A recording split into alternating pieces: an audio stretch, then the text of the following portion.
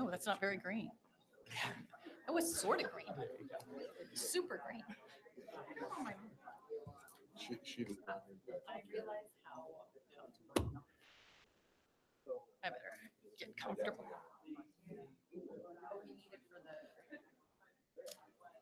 Good morning. Welcome to the Bidders Conference for the Adult Reentry Grant Program. I'm so gratified to see so many of you that were able to attend in person. It's going to be an exciting project, and I'm really looking forward to the time that we're going to spend together today. My name is Colleen Stoner, and I'm the lead field representative for this project. Let me get my act together here a little bit. I'm sorry that we don't have tables for you to sit at. We would like to have been able to do that, but because of the sound system and the ability to record and some of the other technology, we needed to have it in this room. But I really don't want this to be a formal process. I don't like sitting up here at a dais. That's not really my style. I wish we had a little different configuration for you. But I guess all that to say, we want you to be as comfortable as possible. And really, this is fairly informal. We have a lot of material to go through, but at the same time, we really want you to feel comfortable here and interact with us as much as possible. So I'm going to take a few minutes and introduce the staff that's with me up here at the table. And then real quick, if all of you wouldn't mind that are here in the room, just saying your name and what organization you're from. That would be really helpful to us to have a sense of who you are. So if you could say your name, your organization, and whether you've ever applied for a grant before or not, that would be helpful. So again, I'm Colleen Stoner. I'm a field representative with the Board of State and Community Corrections. And I'll have our IT staff introduce themselves. That would be the IT staff introducing themselves.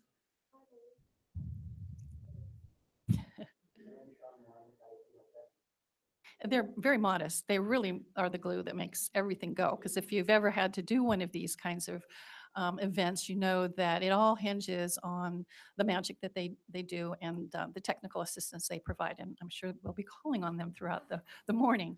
All right, so. My name is Greg Donkerbrook. I'm one of the managers here at the BSCC, and I'll be supporting Colleen and Veronica in the grant program. Hi, my name is Helene Zentner. I am also a field representative with BSCC in the Corrections Planning and Programs Division. Good morning. My name is Veronica Silva, and I'm the program analyst for the ARG program. Good morning, Ashley Garibaldi, Research Data Specialist assigned to ARG. So we welcome you all very much. And if we wouldn't want to start in the front row on this side, if you wouldn't mind saying your name, where you're from, and if you've applied for a grant before.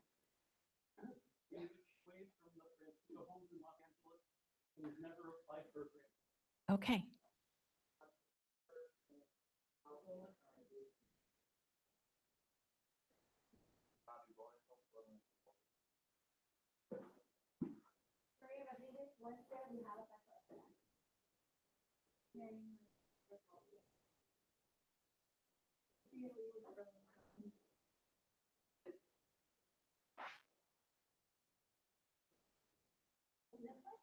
Collect Carroll, California Reentry Institute, and we have not applied. Okay, thank you.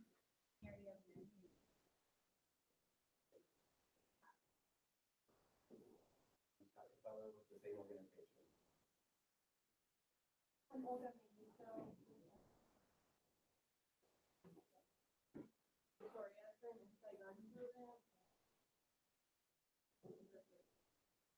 Yeah, this is our. And from Insight Gardens for them.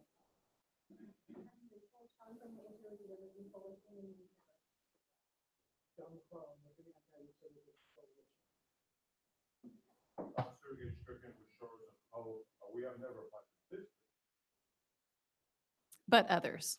Oh, okay. Okay. Yeah.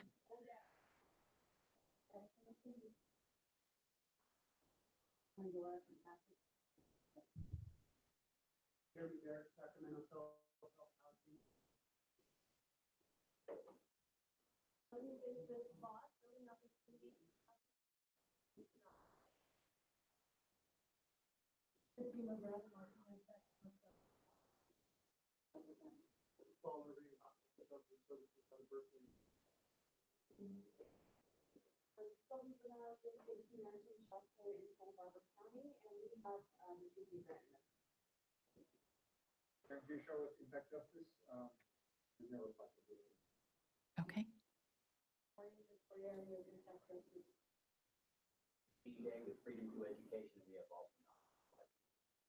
Great.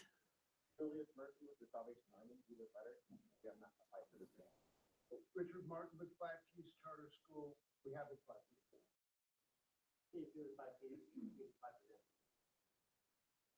Natalie Yamato from the I'm at a Foundation and organization, and have not applied for this.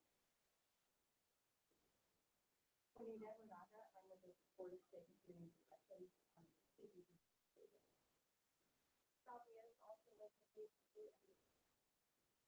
Dave Johnson, I'm with the Ascend program and all the five.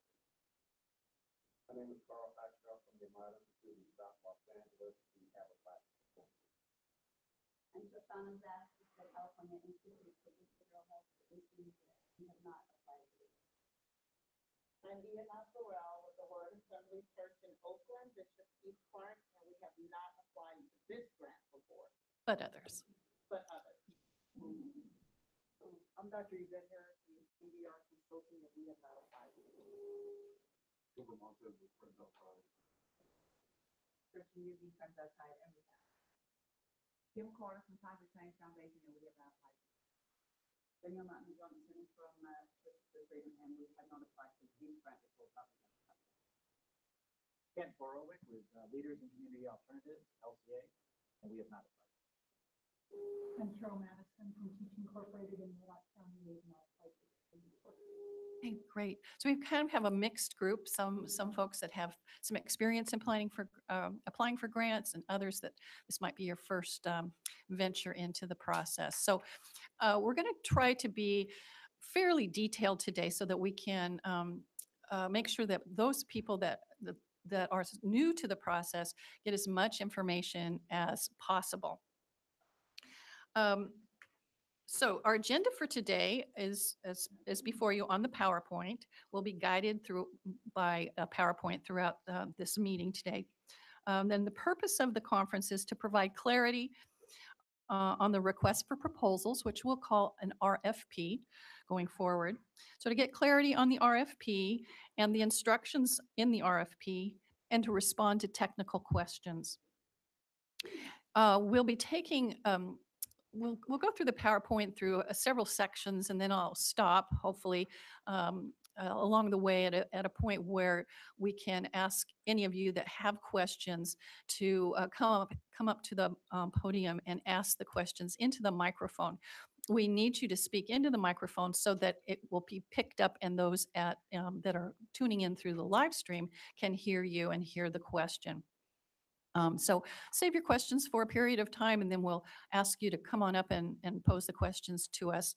We'll try to do it at natural points along the way. So there are people on our live stream who've registered on our live stream, and I would like to ask them to let us know if you can't hear us or that you're having technical problems. Just type in your answer, and we have a couple of staff here at the desk who can respond to you and let you know. All right, the same process for asking questions will be used for the live stream participants. As their questions come in, Veronica and Helene will be sort of tracking those, and then periodically when we all begin to have questions from the live audience, we'll also respond to the questions that are coming in through the live stream.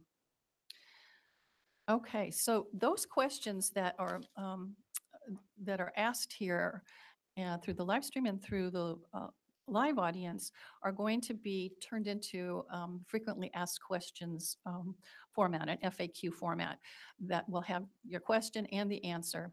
And those will be posted to our website and available for reference for all of you and others who may not have been able to attend. We've also received a few questions over the last week or two that we're going to include in the lives in the FAQs. There are restrooms that are down the hall and around the corner. They have it has a passcode. It's the same passcode for men's and women's rooms. And the passcode is just as you're leaving the door, you'll see a little frame back there, and it has the number and a pound sign. So you have to put in the number and then hit pound in order to use the restroom. Please feel free to take breaks whenever you want to. And depending how quickly we go through the process, we'll take a break or maybe a major break. It's a little hard for us to anticipate the timing of this particular bidders conference because there is a little bit more material and we are going through it in a little more detail because we know that we have some CBOs that may not have the frame of reference or experience in the process.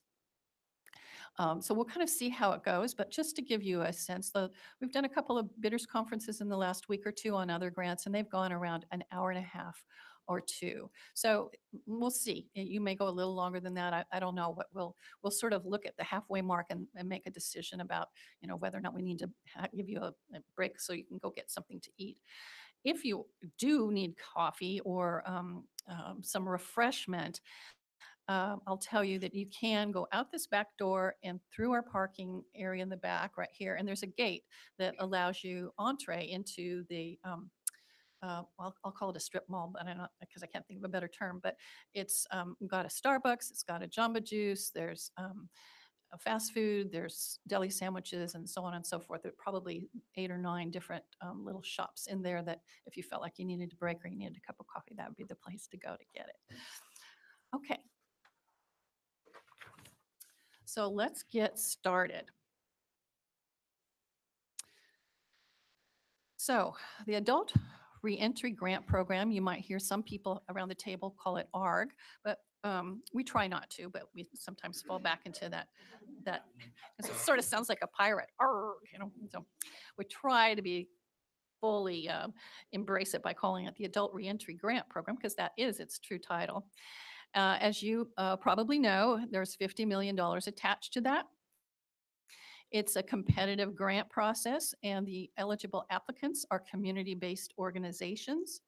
And it is to support for people who were formerly incarcerated in state prison. Now, the CBO eligibility, we'll cover this probably again later on, is determined by a 501c3 status, meaning nonprofit. And we'll talk a little bit more about how you are going to verify that and prove that in a little while. But those are the main high points. The funding for this project is as indicated on the PowerPoint. There's $50 million total in funding. $49,350,000 is to be awarded through the competitive bid process, as indicated on this slide. There is $150,000 to support the Berkeley Underground Scholars. And then $500,000 was set aside for the BSC to administer and cover the costs for all the work that we will be doing to support it.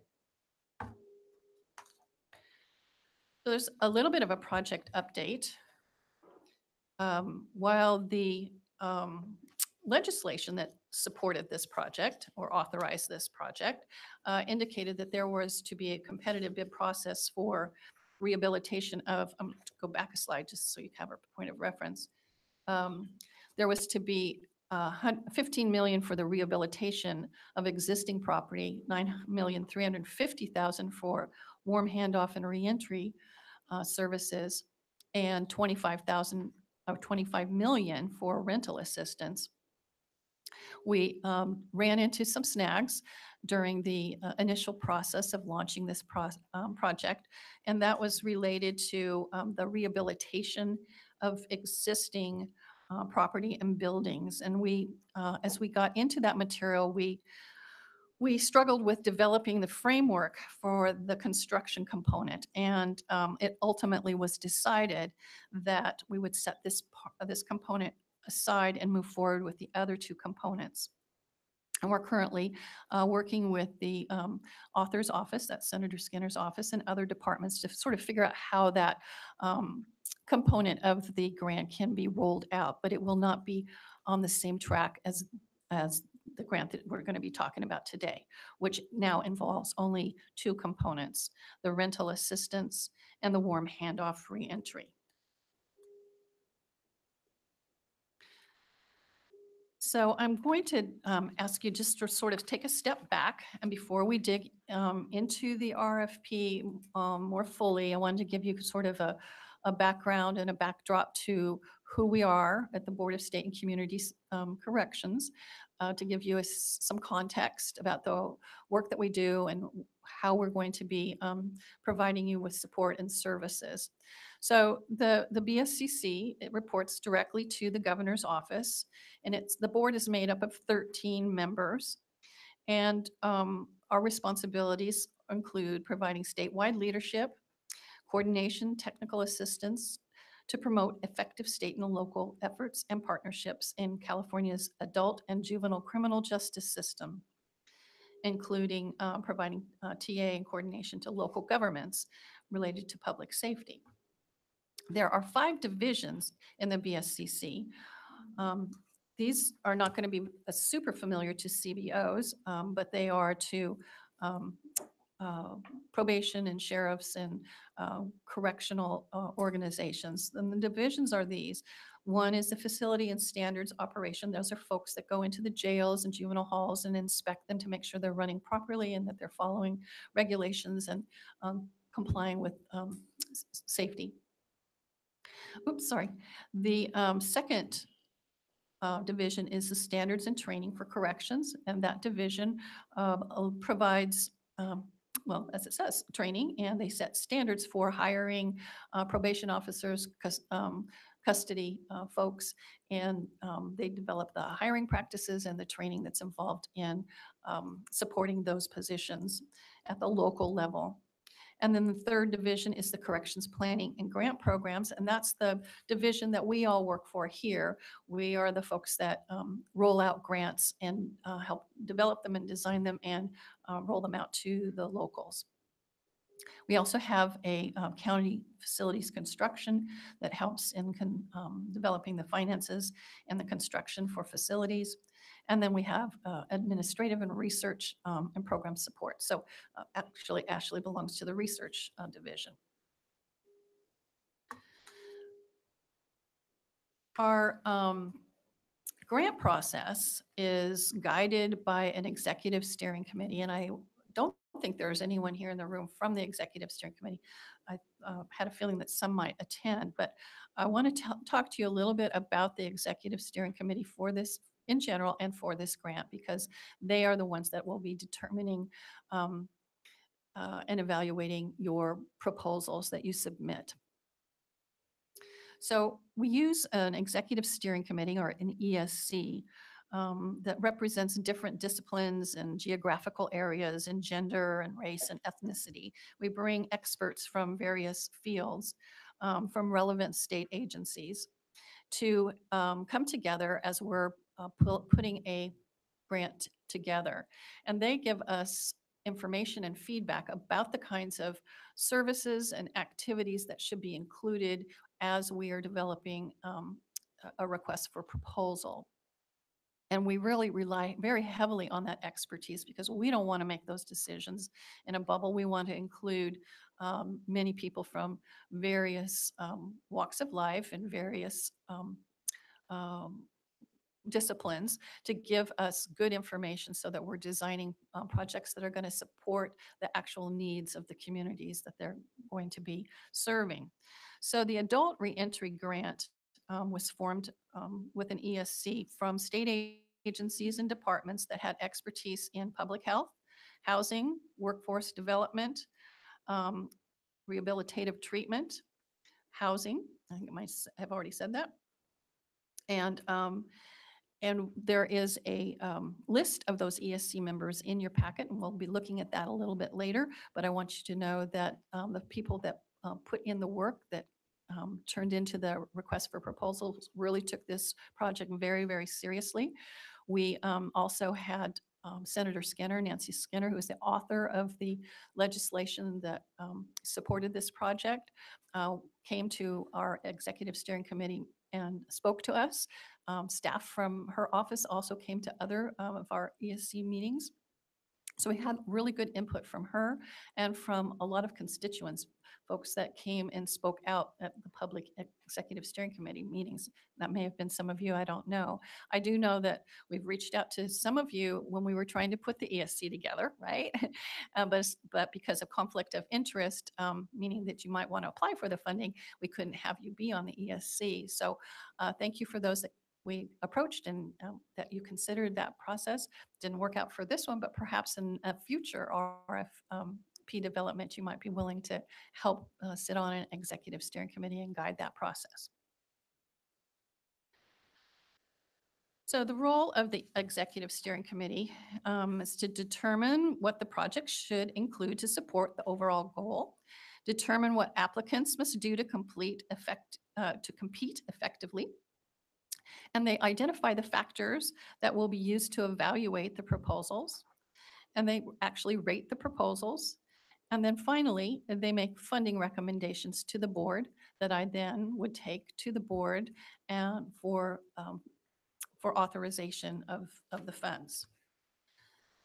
The goal of the ESC is to select the best, the most meritorious proposal, and to use a process that is transparent and fair to all applicants, that uses accepted measurement principles, and ensures all applicants feel that they've been treated fairly. It's really important to us. And also to use a process that will withstand challenges. And most of this effort falls to Ashley and her team to oversee. That is her area of expertise, is to make sure that we're all on track, and the process that we're using to evaluate proposals, or the ESC is using to evaluate proposals, follows this framework. I will mention this now and possibly again, that we have a conflict of interest policy based on existing law that says that a grantee or a sub-grantee who participates in the Adult Reentry Grant Executive Steering Committee, it prohibits them from receiving grant funds. So as I mentioned, some of you we approached to be on the ESC, and you said, oh, I want to apply for the funds. And we said, then you can't sit on the ESC. There's a conflict of interest there. But this holds true for your potential subcontractor. So let's say you're awarded the funding and you subcontract with another entity to provide services as a subcontractor. You have to make sure that that subcontractor didn't sit on the ESC. There'll be more information about that and a way to show and demonstrate or assert that you've reviewed your subcontractors and they haven't sat in on our ESC. If it turned out that you did subcontract with someone who was on our executive steering committee, that would be seen as a conflict of interest, and it would put your award in jeopardy. So it's a really serious thing, and I want you to be wildly aware of it so that you don't inadvertently kind of step in a mistake. And if you need help understanding that more or reviewing that, I'll be happy to do that with you individually or on the phone as time goes on. You might not know at this point who your subcontractor is going to be. You may be working on that or thinking about it, but when it comes time to selecting them, it would be important that you make sure that you cross-check that against our executive steering committee and make sure that they weren't on the committee. And there is a list of our ESC members on page 80 for future reference.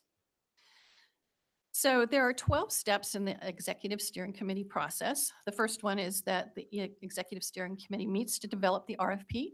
For us, I think that took 4 meetings, 4 all-day meetings, where the committee gave us input and information about what they thought the design and what was important and what were priorities to them related to this project. And then we wrote that that developed into the RFP that you currently have. And I'll make this comment right here in case I forget to do it later. We have updated the request for proposals actually as of yesterday's. And we found an error in the budget table. We'll talk about it a little bit later on. It's nothing dire, but we wanted you to be aware of it and make sure that you're using the most updated RFP. So number 2 step, the request for proposal application is now out in the field. It'll be out there about 9 weeks, giving you all hopefully time to apply for the funding. And then you'll send your proposals back to us. Number 4, we'll take a look at them and look at them for technical compliance. Number 5, the executive steering committee is going to receive training in how to read and rate proposals correctly so they don't make any mistakes and they're using a process that is clear and understandable and, as I said, holds up against challenges. Then the members are given the proposals to read and rate. They take them home with them or we send them to their homes or their offices, and they read and rate your proposals. We give them a couple of weeks to do that. And then they send us their scores, and we meet back here at the board to talk about their scores, give them a chance to review them together, and then ultimately they finalize their rankings and make recommendations to us about who should be awarded or what projects should be awarded the funding. And then finally, number 12, I take those recommendations and I go before our board and advise them as to what the ESC recommended and get their approval for those funding recommendations. So it's a really long process, start to finish. The quickest we could possibly do it is 9 months. It's kind of like having a baby, right? It takes about 9 months. That's about the quickest you can do it, right? Maybe not. But in any event, it's a lengthy process. It's not unusual for it to go a year. So it takes quite a lot of work and effort to get these up and launch them. Yes. Oh, okay, thank you. Sorry, guys. Hopefully you're following along with your PowerPoint. So those were the 12 steps. Thanks, Veronica. You can just kind of elbow me anytime I'm off track. So what I'd like you to do now is to, I hope you've picked up the handouts that are over against the wall.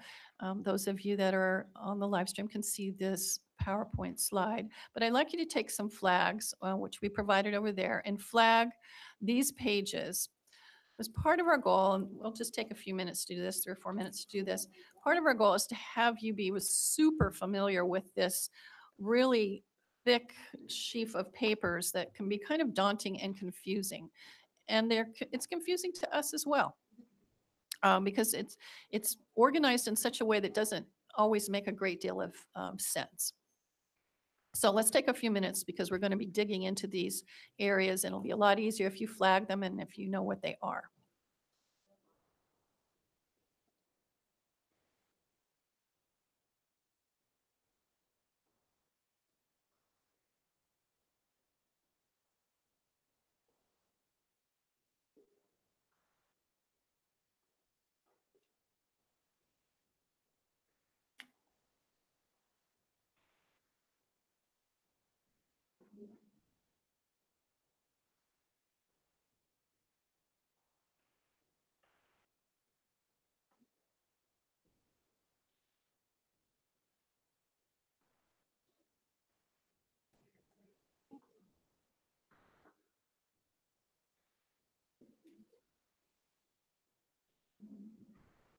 No more sex jokes.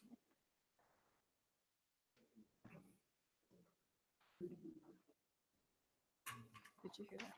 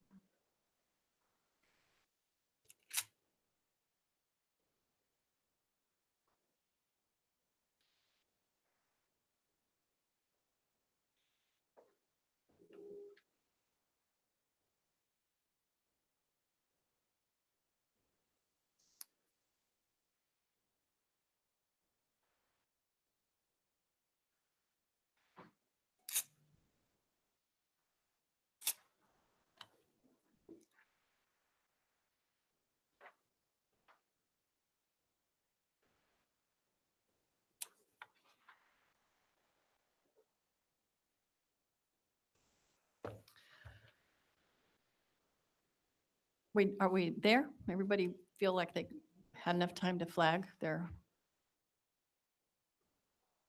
Okay.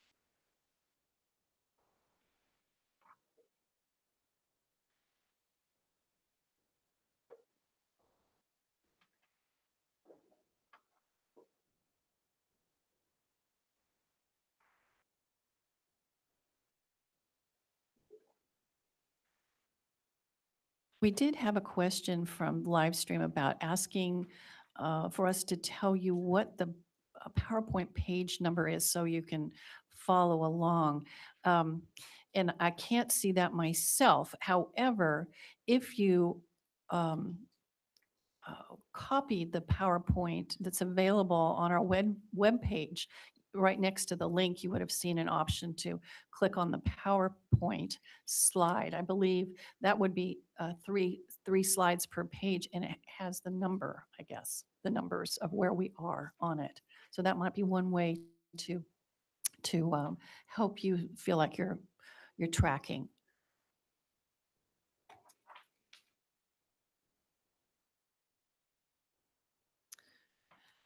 And I might have another way. So we'll try. We'll try. Currently, the PowerPoint that's up right now should be slide number 14.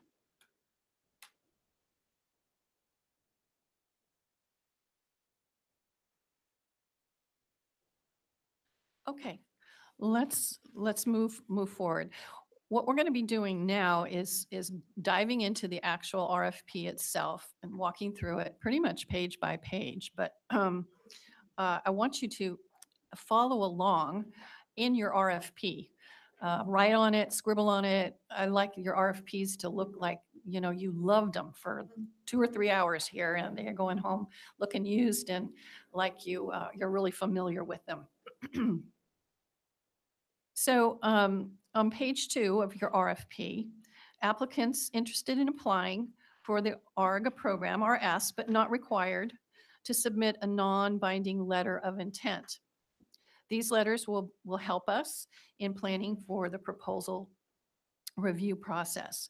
I've received a number of letters of intent from people over the last week or so. But there's no formal template for the statement of interest. And you can just simply send me an email, but make sure to include your name, address, and telephone number of the community-based organization that you represent, and a brief statement about which sub-proposals you're going to be applying for, the warm handoff or the rental assistance or both, and the name and contact information of the executive director or like position. If you fail to submit a letter of intent, that's not grounds for being disqualified. It's simply something we would like you to do. It'll help us a lot. We anticipate a lot of proposals because this is a big chunk of money and there's a lot of interest in it. And knowing ahead of time kind of the ballpark figure of how many proposals will come in will help us a lot in preparing for how to guide the rating process. As you can imagine, there's a big difference between an ESC reading and rating 50 proposals or reading and rating 100 proposals. So yeah, you've probably been there. So the more we know, the better prepared we can be to make the process work, and it will benefit all of you. So please do send us a letter of intent. We have put in the RFP to have those letters of intent in by February 8th, which is like 2 days from now. And that would be super if you've made that decision. But if you haven't made that decision and you make it later, that's fine. I really am mostly interested in the head count more than anything, or just a sense of kind of what the landscape's going to look like for us about 3 months down the road. Okay. Page 3 of your RFP. This is important. We'll cover this a couple of different ways today because this is the one area that could probably cause you to get disqualified.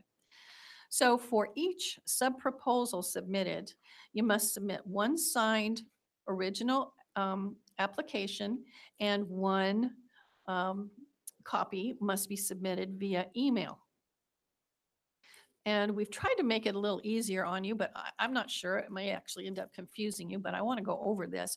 So you either have to, you have to submit both, an electronic copy, scanned electronic copy, and an original through the mail. However, only one of those has to get to us by March 25th, 2019. We're trying to make it a little easier on you. So one or the other must be here by 5 p.m. on March 25th. If you can get them both to us, great. But you must get one of them to us. The other can trail or can come in a day or two later. I would say no more than 2 or 3 days later. Sometimes people are working on their proposals right up to the 11th hour, and then they just want to email it because it's fast. As long as it gets to us before 5 o'clock on the 25th, it's fine, and you can send the hard copies with the scanned signature on it within the next day or two. So you can do it that way. Or if your work is not like mine, but if you get you're ahead of schedule and you can get both of those in, fabulous. We would love that as well. However, if you don't get one or the other to us by that time, you would be disqualified from participating. So that's really the only one caveat in this particular RFP, which I think is great. Sometimes we make it a lot more difficult. All right, on page 4, description of the grant. So as we've already said, this is to support individuals formerly incarcerated in state prison.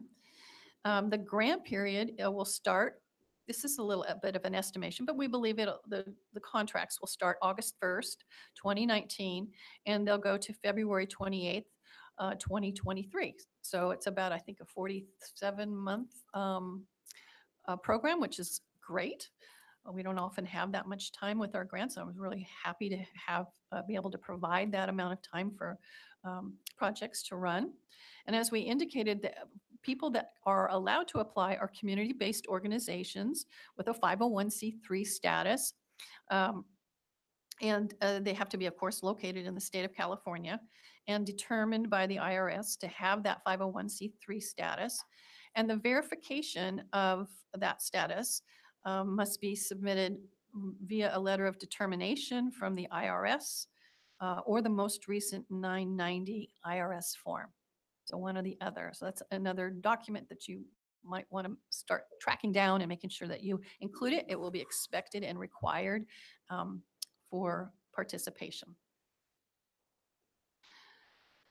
So CBOs are also called by us non-governmental organizations, or NGOs. An NGO includes community-based organizations like yourself, faith-based organizations, nonprofit 501c3 status, evaluators, except government evaluators, grant management companies, and any other non-governmental agency or individuals. Those all are encompassed in the NGO category. And the reason I want to talk about this a bit more with you is because this can get to be kind of tricky waters. So an NGO, including yourselves, as a CBO 501c3 status, must be registered with the California Secretary of State's office, have a valid business license, have a valid employer identification number or a taxpayer ID, and have any other state or local licenses or certifications necessary to provide the services. For example, like if you were a facility and you needed to be licensed by the Department of Healthcare Services, if that was applicable to your situation, and that you have a physical address. The first bullet up on this screen, and we are on slide 18, says that you must be duly organized and in existence and in good standing at least 6 months. And that 6 months must be prior to our contract with you.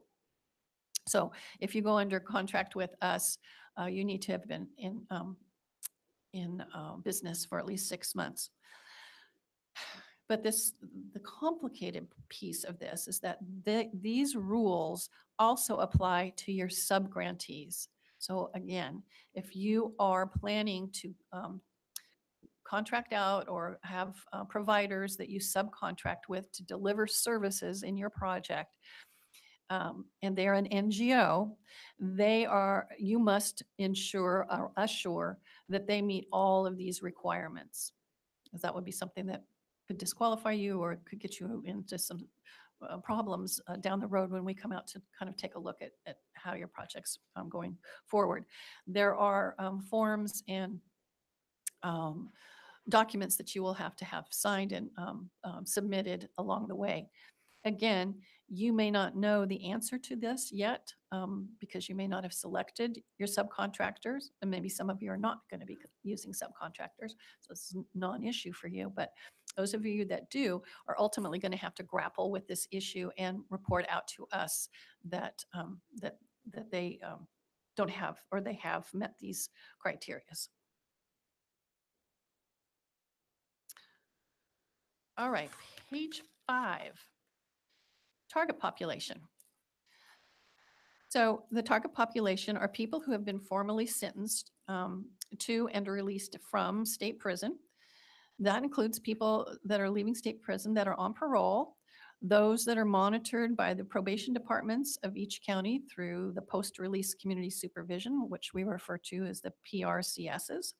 It does not include folks that were sentenced to or released from DJJ, and doesn't include 1170H violations. It also, just to be clear, does not include people who have been in local jails unless, of course, they've also served prison time.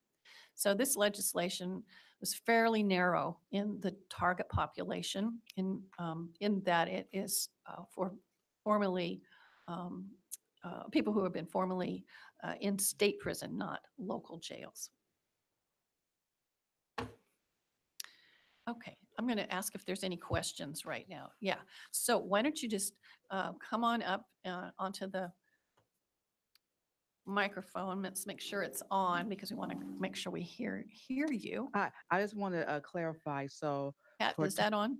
Okay, for the target population, you put those semicolons and then it goes to people leaving state prison that are on parole. But the target population is anybody that's been in state prison and gotten out, whether they're on parole or not, it's not a criteria, right? correct. Parole Okay. is not a criterion. It just includes those people.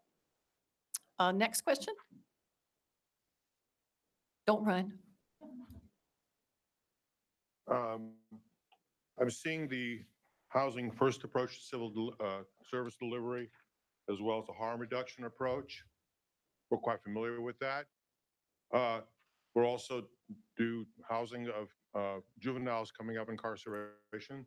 Mhm. I don't know anyone who's on any kind of supervision. There's a direct contradiction between harm, reduction approach and not requiring sobriety. We need to cooperate with the people who are doing the supervision. And I don't know anybody who's on supervision that can break federal and state laws. How do we reconcile that?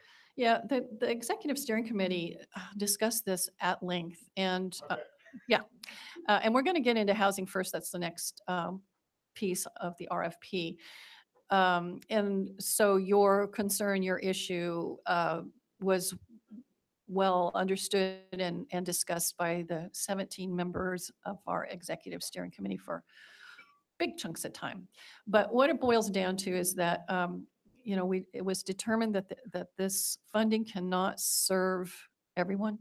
And there may be people who cannot participate in this particular project because of some supervision issues while they're on parole or constraints that they have around abstinence or what have you. So that's unfortunate in one way, but it also sort of narrows the target population so that the funding can go to this particular area of need. So it may not be the answer that you want or hope for, but that's really how the ESC landed on it, is that we're required by law, and we'll get into that in a few minutes, to require that grantees use a housing first model. And that may not fit for all of the target population. Yeah, next question. Hi, I have a couple questions. The first one, back to the formerly sentenced and released from state prison. Is there a time period? It could be released 10 years ago, 20 years ago? The ESC spoke at length about that too, but ultimately landed on that they didn't want to impose restrictions on that, but they wanted you to know, and I think you may have read it in the RFP, that they really put a priority on immediate care, and being able to serve those that are, being released, the warm handoff portion of it. But that doesn't preclude someone who may be in need, who has been out for a while. The second question is around location for a organization that has several campuses. Mhm. Is it one, do you apply under one and list that the services are at all these other campuses? Yes. Thank you. Hi, again, a question on the population. You mentioned that this does not include those who serve time in local jails unless they've had served some significant prison time. What about those that might be serving some jail time due to violation if they're under PRCS? If they qualify as a PRCS, they qualify.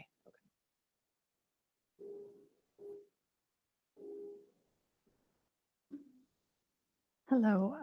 I just had a follow-up on the multiple sub-proposals covering multiple field offices and satellite projects. Does that mean that if we have a project in Los Angeles and a project in San Diego, that that's still one project? Yes. Okay, thank you.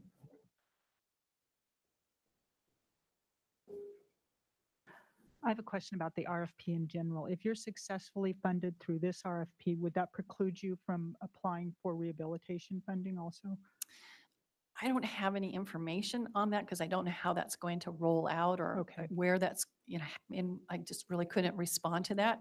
At this time, I see nothing that would preclude it, but I can't say definitively because I don't know exactly how that's going to roll out. I don't think it was the original intent for it to preclude, be precluded. It's just that it's the timing of it's not going to line up with what's Right. going forward. Okay, thank you. So I'm hedging that question a little bit.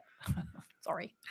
Okay, here we go. So you apply for the housing services and the warm handoff.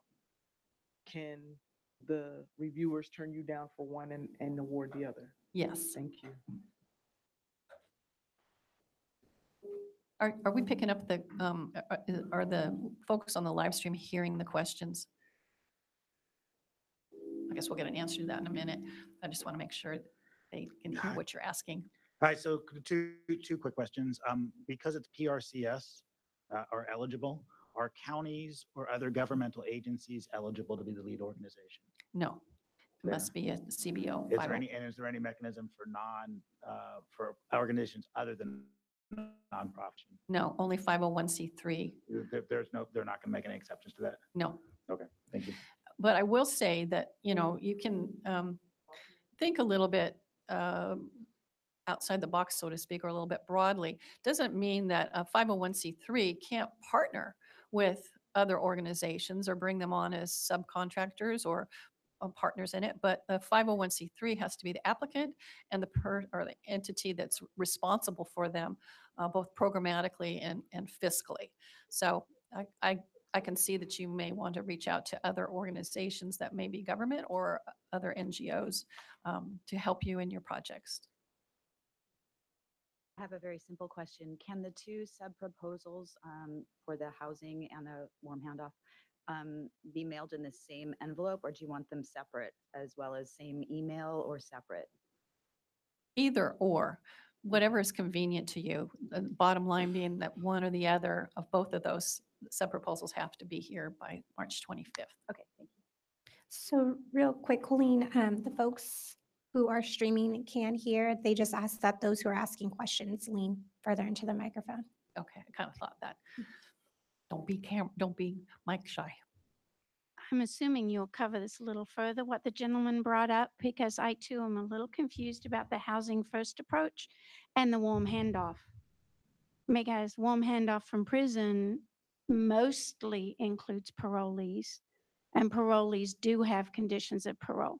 So I'm hoping there's going to be some way to explain how one would have to do both, because you, as the gentleman said, it's pretty impossible unless you have a three-striker or somebody like that that just got out of prison. They're pretty much all going to be on parole with restrictions. Correct. And I guess my answer will be the same. And that is that you will simply have to identify those people who were formerly incarcerated who can be supported in a housing first model. That may be with the approval of the parole officer. It may be only those people that don't have those kinds of conditions. But you'll have to find a way to make that work. That's just how it has to be. I have another related question to organizations that have multiple locations. My organization has offices in San Francisco, LA, and the Inland Empire, or the Bay Area, broader San Francisco area. And we've been approached by multiple community partners to put together a proposal. But given the $3 million limit for I think it's like rental services or rental assistance, it really only would make sense then to apply for one in one location. And so I just wanted to clarify like how that works if we were to have multiple partners in different areas. I think I need your question rephrased a little bit because I didn't quite track it. Okay, yeah. So given that, for example, we've been approached by multiple communities to apply, the proposal is framed in a way that it feels like we have to only choose one. I see. Okay. Okay.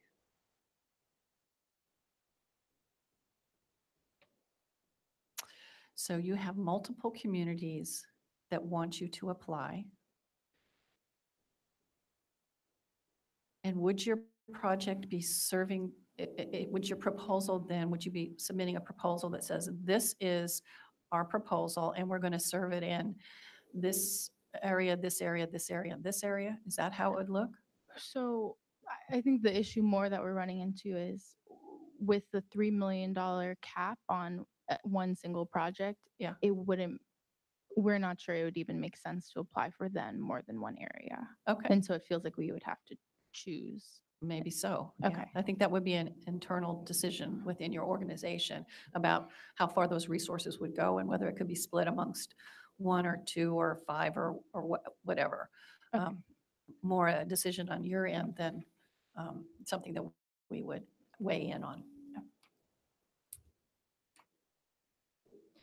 I was wondering if the funding would go to fund new projects. It could go to funding new projects. Why would you think not? Is there something? I was just clarifying. It was just a clarifying question. Okay. Yeah. Yeah, I wanted to make sure I understood where you're coming from. It could be to support a new project or existing project. Okay. But can't supplant, and we'll talk about that a little bit more. Perfect. Thank you. Thank you. Just to clarify, we can subcontract with the county? That would be your decision, yes. Yeah, you can. Okay. Hi. I just wanted to talk about it looks like we can apply as a lead for each of the sub proposals. And it looks like you could also go in as a joint sub-proposal on each one of the sub-proposals, right? Only once. So you can submit one sub-proposal for each of the sub-proposals as a joint, correct? So say that again. How Okay. how are you envisioning this? Okay, so as a lead, we can apply for both sub-proposals. But if we go in as a joint, Mm-hmm. that joint partnership, they could apply also for each sub-proposal, correct? No, no, Okay. you cannot. So just one sub-proposal if you go in as a joint. Mhm. And then if you, so you can't go in with multiple organizations as just a subcontractor. If you're a subcontractor, that's a different system. So Okay. let's say there were 4 applicants that applied and were awarded funding, and each of those applicants wanted to subcontract with you.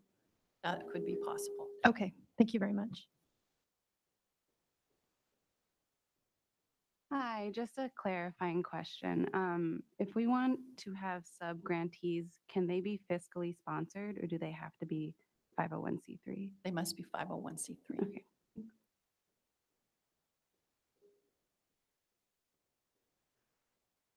For submission of an application for one project that covers several sites, would the expectation be that the project design must be standardized across those various sites or more representative of the specific need of that location? I think that the ESC was silent on that. So I would say it could be whatever was the specific needs of that particular community at those different sites. However, I would also caution you to think about how you're going to represent that in a proposal that is not going to give you a lot of time and space to explain that in detail. It's just something to think about. Thank you. Mhm. Phew, gosh. Oh, okay, what do we have? Colleen, we have a couple of online questions. Okay. So the first is, can evaluators from private colleges provide program evaluations? I can't see any reason why not. Okay, next question. Will we be required to collect documentation verifying that individuals meet target population criteria? No, not specifically. However, when we go out after the awards are made, meaning the BSCC, to the project sites, which we will do frequently, we will be looking at how you are implementing your projects, how you're determining your target population, and there needs to be some sort of system in place so that you're assured and can assure us that you are only serving the target population. So there'll need to be some sort of methodology within each of your programs. You can come up with that system yourself. So we'll be talking to you about it and looking at that, but there's nothing particular that you're going to have to submit to us that like swear in a stack of Bibles that this guy was formerly in prison. So generally people who have been in prison, they self-identify. So. Thank you. What is DJJ and 1170H? Okay, DJJ is Division of Juvenile Justice, and it is the prison system, for lack of a better term, for juveniles at the state level. And so in some instances, juveniles, instead of being sentenced to juvenile halls, they meet the penal code requirements for being sentenced to DJJ. But they're a separate population and they're not to be considered for this particular grant. The 1170Hs I put that up there because we've had a few questions about people who are familiar with 1170Hs.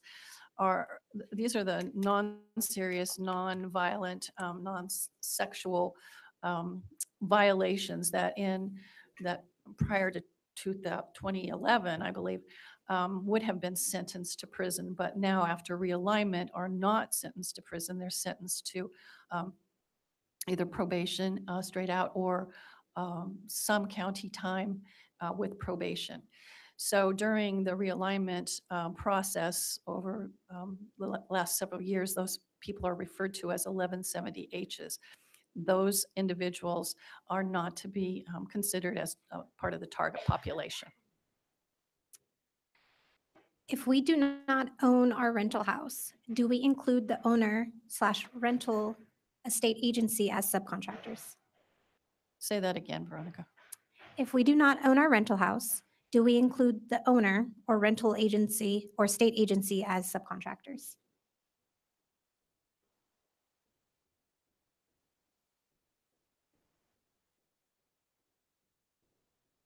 Yes, I think you would identify them in that way. You would be paying them, correct? Assuming you would be paying them for, for the use of that, for the house. So in that way, that would be an expense. And that would need to be listed in your budget. Okay. Next question. With regards to eligibility, is there a time limit as to how long after release an individual can be served post-release from prison with no parole supervision? The Executive Steering Committee did not put a tag on that or a flag on the time limit. They have said, and it is in the RFP, that they really encourage all of you to try to serve first those people who have immediate needs coming out of prison, but did not restrict or prohibit grantees from serving folks that have been out of prison for some piece of time. Okay. Do AB 109 inmates that serve their prison sentence in jail qualify for services? No, that's an 1170H. No. Last question. Did I understand that in addition to the applicant being a 501c3, the subcontractor must also be a 501c3? No, they do not. But if they are an NGO, they have to meet all of the requirements that we covered under the NGO PowerPoint slide. Okay, so I lied. There's another question. Okay. Within the warm handoff subcategory, will proposals that forefront housing navigation and using a housing first approach be prioritized over those that don't explicitly focus on housing? I want you to read that one more time. I think I know the answer, but. Okay, within the warm handoff subcategory, will proposals that forefront housing navigation and use a housing first approach be prioritized over those that don't explicitly focus on housing? No, they will not. Okay. All right. Well, maybe this is going to take us a little bit of time, but that's okay. You are doing great.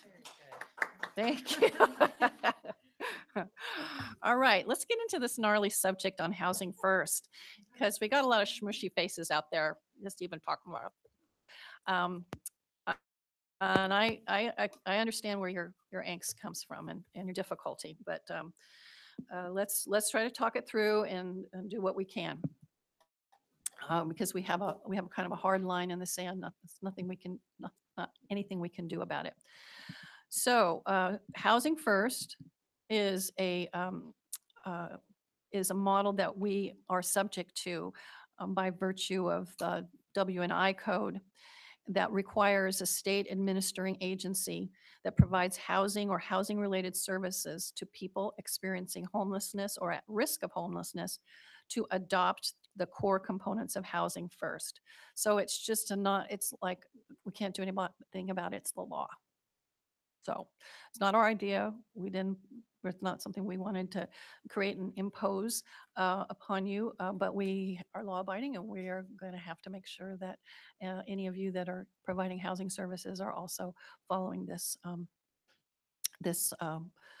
law. And there is this legislation and the penal code section is also in your handout if you want some light reading. So what is housing first?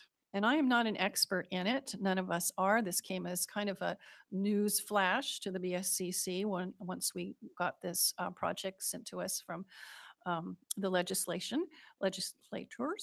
And we learned about it with kind of shock, same kind of shock you might feel when you all are trying to grapple with how do we do this? So we understand that this might be a challenge. But what Housing First is an approach to service delivery and evidence-based model. It uses housing as a tool rather than a reward for recovery. It connects people to permanent housing as quickly as possible, and it offers services on a voluntary basis, and it's not contingent on participation in services or a lack of criminal history or abstinence. And those proposals that are awarded funding are expected to implement a Housing First model to the extent that it applies to the specific services they're offering. In other words, if you're offering housing services, or that's part of what you provide, then you will have to modify or adopt the core components of the Housing First model.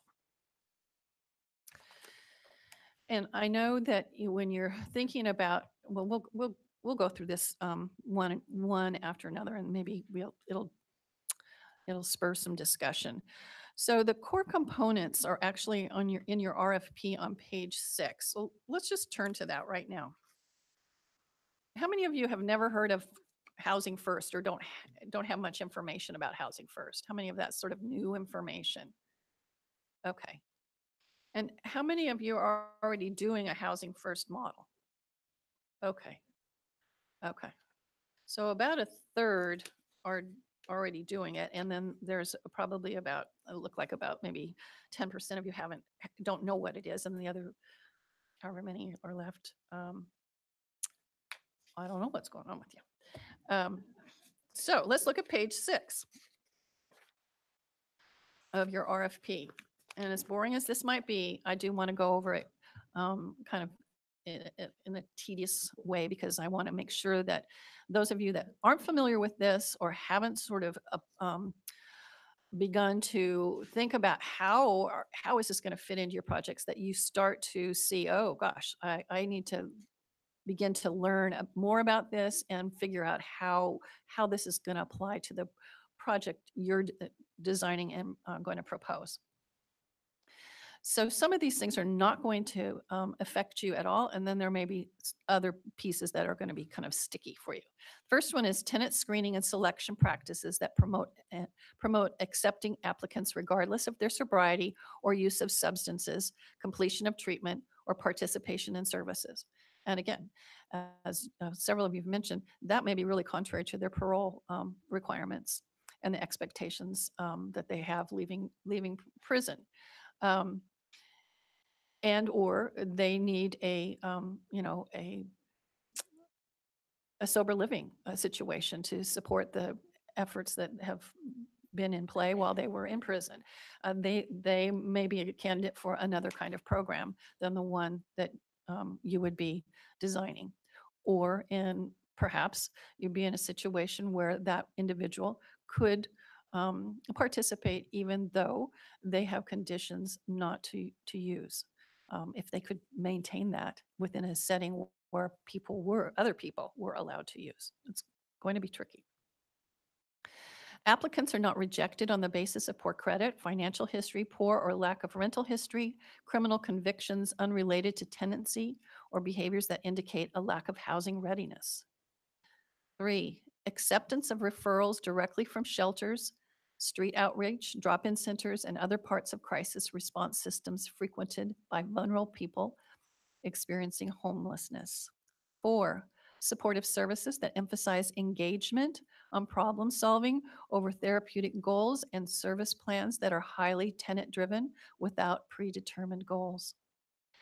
5, participation in services or program compliance is not a condition of permanent housing tenancy. So again, this is kind of a change from the old school. Tenants have a lease and all the rights and responsibilities of tenancy as outlined in the California Civil health and safety, and government codes.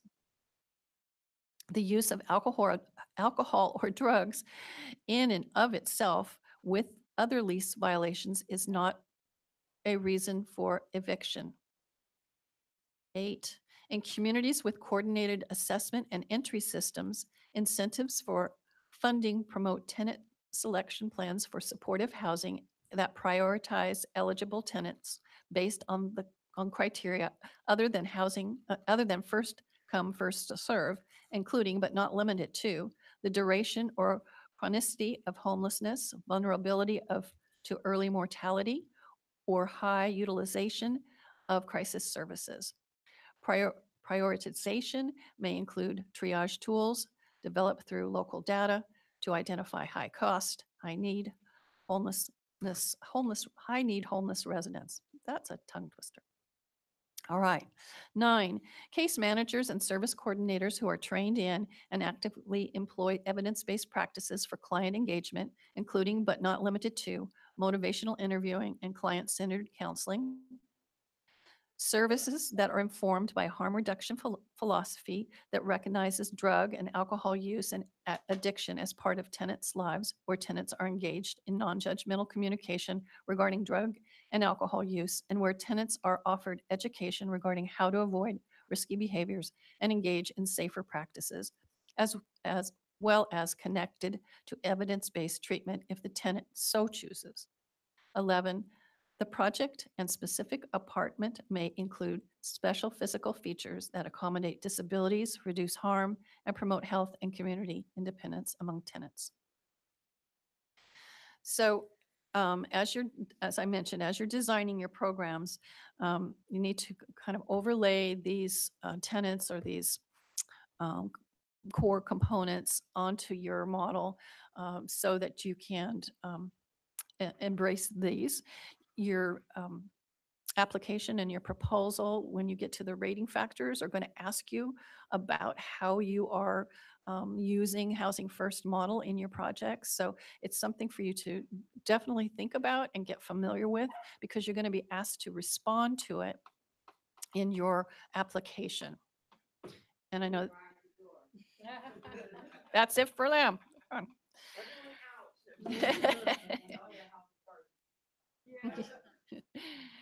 So I know that's not going to be easy, and you're probably going to have to grapple with it and struggle with it a bit. And as I said, we're not experts in Housing First, but we know what our obligation is as it relates to this particular grant and housing. So I guess we better take some questions. Yeah, so Looking forward to this part. So I'm actually the COC Governing Board Chair. Can you lean into the mic? I'm the COC Governing Board Chair in Santa Barbara County. So this is kind of conflictual for me because Housing First is a challenge, but I'm completely confused on number 8. So number 8 refers to that, of course, we have a coordinated entry system and that people are prioritized, but in the prioritization based on HUD, incarceration is not homelessness count. So chronic homelessness, if they're coming straight out, they're day one. They will not ever be chronic unless you're hitting them a year after they've been chronically homeless after release. So number 8, I mean, I understand the requirements of Housing First, and I don't completely agree with it. But number 8, these clients will never, ever get to the top of that priority list. So I think that that needs to be considered. And I don't know if anyone else experiences that in their community, but incarceration HUD took off the list as far as counting as homelessness, which is unfortunate. So Yeah, I it don't is. know how to even adhere to that if it has to go on the coordinated entry list based on prioritization. These clients will never get to the top. So I would consider that to be not a requirement for this population, but just have this population be targeted because they won't hit the priority list, at least not in Santa Barbara County. So I of course, can't tell you to break the law and wouldn't do that. But in your proposals, you're, I don't know if you've looked at the rating factors yet, have you? You're going to be asked to talk about the extent to which you can employ Housing First model and speak to those areas where you can. Hi. we serve a certain population, only men that had life sentences coming straight out of prison. Does that fit? Well, as long as you're providing housing services with these core components and you're delivering the services and um, framing the services and allowing people entrance into the services Sure. with these core components. And- Okay, because, and sometimes when people have been out for a while and they were lifers, Hmm. we accept them into the program as well. Uh-huh. But if somebody isn't a life sentence person, they don't fit in our program. Can we exclude everyone else and still go by this? I'm not sure what your problem would be. Tell me why you think that might not Oh, work. no, I'm just wanting to make sure. Why wouldn't? Because a lot of this talks about people on the street coming from shelters. Uh-huh. Nobody comes to us from shelters. Uh-huh. Nobody comes to us from virtually anywhere Other than except straight. directly from the Board of Parole Hearings, who Gotcha. actually Yeah. writes our name on their Gotcha. paperwork. Gotcha. Yeah, no, that wouldn't exclude your. Okay, thank you so much.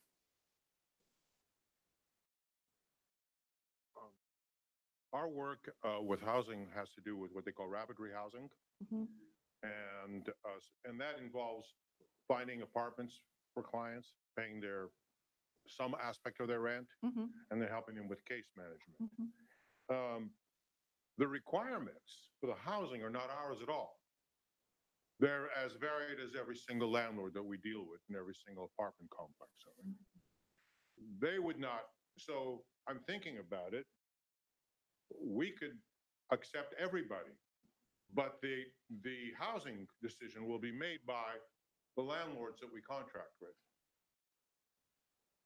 They certainly don't adhere to housing first.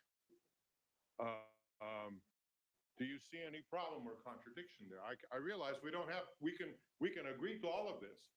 It doesn't really matter. It's the landlords who will make the decision. Yeah, so that's a really good question.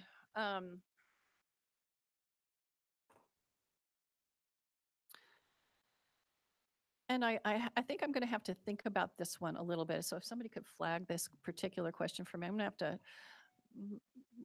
think on it a little bit, maybe talk to some folks. Really, it sounds like, don't leave me because I want to make sure I'm understanding you correctly. You're saying that you're kind of a navigator. You're gonna help people get connected with housing. We can come to you with 10 years of experience, Yeah. relationships throughout the Yeah. Sacramento region. We place people into housing Yeah. all the time. Yeah. Using HUD funds. Yeah. And we're fine with housing first. Yeah. We accept everybody. Yeah. We Okay. don't care. It's not, once they come into Yeah. once they rent their apartment, we don't go look at their apartment. We Yeah. can do some case management, Yeah. but it's not our business. Yeah. But So. the landlords, Uh-huh. the landlords certainly Mhm. don't have a harm reduction approach. Yeah, so your services, so I think again, my answer, I will continue to think on this, but I think my initial answer is, then your response in the RFP is to discuss the extent to which your office or your intervention, your service Right. that you are providing, places with housing first. I mean, that's all you can do. We're all about housing. We'll find And anybody and then can you find need to also talk about the fact that you are brokering services for them to organizations, landlords, and housing facilities We don't own our own that may or may not support housing Yeah, I first. mean, I would think the people who own their own housing stock are much more challenged, potentially, Uh-huh. because they're the landlords as well, and then they have to say it's okay. Yeah. Yeah. To use and. Yeah. So did what I say make sense? That in your So proposal? I'm just saying, Yeah. I just thought about it, but I said, yeah, actually, we have no problem. Yeah, yeah, okay. And then in your design, you're going to explain to the Executive Steering Committee that the actual provision of housing is outside of your purview. Yeah, I mean, you'll find a lot of people have that. There's Yeah. rapid rehousing programs with the COC Yep. Person from the COC just mentioned, they've got, all the COCs have big housing, rapid rehousing programs. Sure, of course. Really quick, I just want to remind folks to speak into the mic so that those who are streaming can hear you. Just a quick, this is maybe too technical for this discussion, we can follow up the email, but on number 2, under this list here,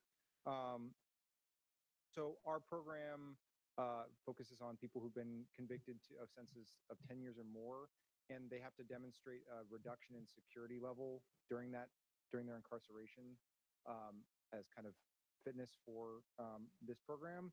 I'm curious if in your kind of opinion that would be conflicting with number 2 on the behaviors that indicate a lack of housing readiness or criminal convictions unrelated. Are you providing housing? Yes, we connect them with homeowners who are willing to house them. And they can't get into your program unless they meet a certain security reduction Right. that So if they was came in demonstrated. at a higher level, they have to have been reduced during their incarceration. Kind of demonstrate that they've like done the program in this particular program. I think that there may be a conflict on that one. Okay. It's something we can revisit. It's something we can revisit, and I think there are some of these things that are going to be pretty easy, Right. and there are going to be some that are going to be sticky. So when you're addressing them in your proposal, talk about the ones that you can do. Sure. And you can certainly discuss the ones that are difficult for you to do as well, or you couldn't do. But you're going to be rated on the capacity to embrace these. So Right. you want to focus on the areas that you are able to support and endorse in your project. Okay, thank you. All right, this is not an easy fit. Oh, Kim. Oh, thank goodness. I need all the help I can get. No, the reality is that I was so blown away with Housing First model, like maybe 7, 8 years ago. I was just like, this is ridiculous. Da, da, da, da. But I just wanted to tell my comrades that all is not lost. So the continuum of care did disqualify our formerly incarcerated population. But this BSCC grant goes out to people who have ever been incarcerated. So you could have been out of prison for 10 years already, but been living under the bridge for the last 5. And yes, you are chronically homeless because it can be documented. And you could have a disability that's a disabling condition. And because we went under the bridge and we got you into the CES system, you have just not been prioritized. For housing that's already been sitting there for our folks all along, but our folks aren't getting reached by the COC programs, right? And so that's a way for us to use that housing first for folks who's already been out, number one. The second part is I'm curious about the shelter voucher, because a lot of this language comes from HUD. So shelter voucher is the grantee creating a voucher with a monetary designation on it to go to a provider of, say, SLE services. Like tell me about a shelter voucher. I'm trying to figure out how is that instrument created, how is it monetized, and how is it transferable? Were you referring to the list of eligible services? Yeah, because see the shelter voucher, because it comes Oh, from voucher, HUD. okay. It comes from HUD too. I got you. And HUD Exchange haven't figured out yet, but I think y'all might have figured that out yet. Well, we're going to get to services in a little while. So, Okay. so I'll try to answer that question then, because I think it might make more sense to everybody when we get there. But I'd like to move on if it's possible. Is it possible? Okay, we have 12 questions from online. Just so you know, there's something like 90 people on the live stream.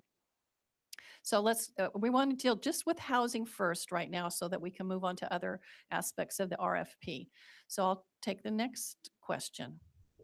Okay, can we use the rental assistance grant to open a new transition house?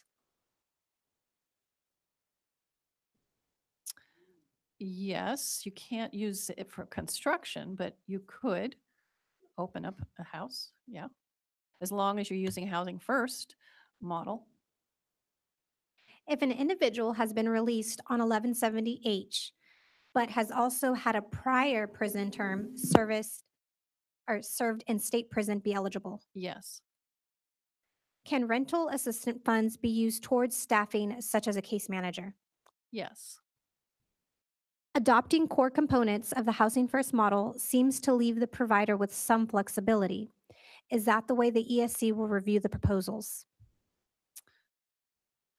Read that again. I'm not sure I have enough information. Sure. Adopting core components of the Housing First model seems to leave the provider with some flexibility. Is that the way the ESC will review the proposals? Well, I think the ESC wants to be as flexible as possible. It certainly was Senator Skinner's desire, with the caveat that service delivery and the structure of the program needs to embrace the core components of the Housing First model. So I'm not sure I'm answering the question sufficiently, but that's about the best I can do. So I could get a follow-up question later if needed. Okay, next question. Is rental assistance for a THU an ineligible expense? There's language that on page 5 indicates no, but on page 8, it appears that it is an eligible or allowable expense. Sorry. What was the expense of TH what? A THU, a therapeutic housing unit? Oh, I'm assuming that's what TH. yeah. So is a THU allowable? The language on page 5 indicates no, but on page 8, it appears that it is an allowable expense. 8. So 5 says no, 8. Where on 8? Let's see. Oh, I see.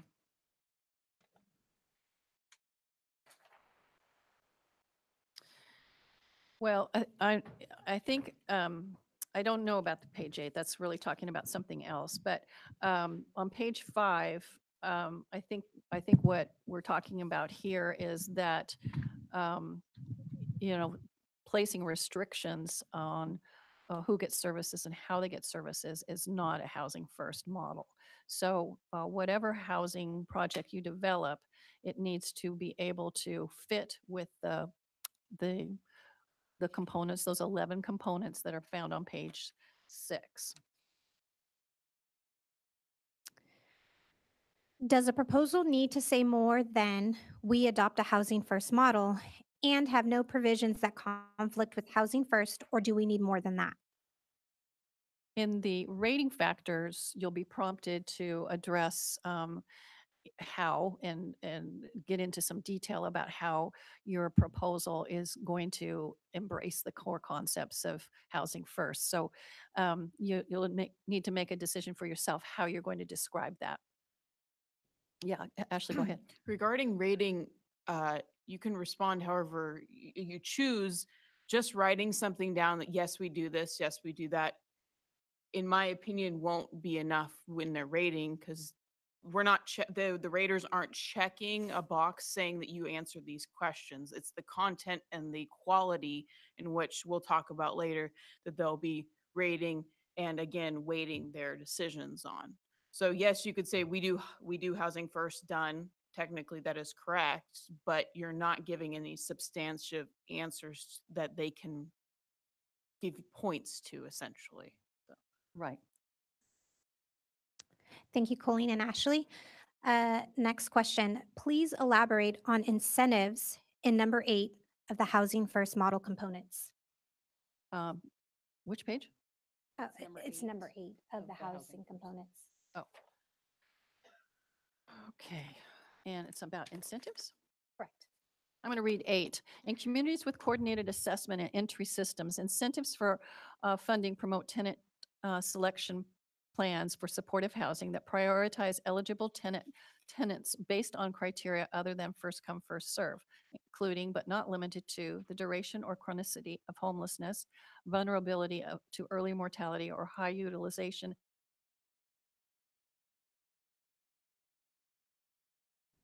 I really can't tell you what that means I just really don't know enough about Housing First. I wish I did, to tell you what those incentives would be.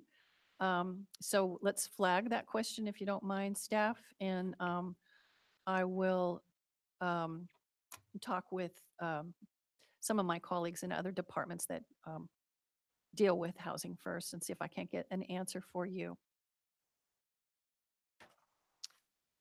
Thank you. So last question. Oh, it's not. I lied. If we have a pre-released program graduation requirement for our transition house, does that conflict with the Housing First requirement? If you have a Pre-release program graduation requirement for our transition house, does that conflict with the Housing First requirement?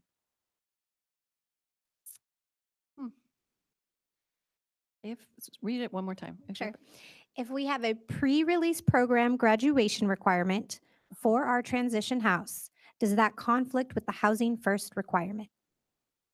Well, I don't know what the graduation requirements are that you're talking about. So if those graduation requirements included not using or other restrictions that are in the Housing First model, then perhaps it would be a conflict. Okay, thank you. Next question. With multiple with multiple housing sites, could we offer Housing First models in a few sites, but also have sites that support drug and alcohol-free environments by requiring participants to abstain from substance use? That's a nice try, but no. How much weight is given to each of the core components of the Housing First model, and are any of them more heavily weighted than others? We're going to get to that when we get to the rating factors in about 2 hours. Okay, last question.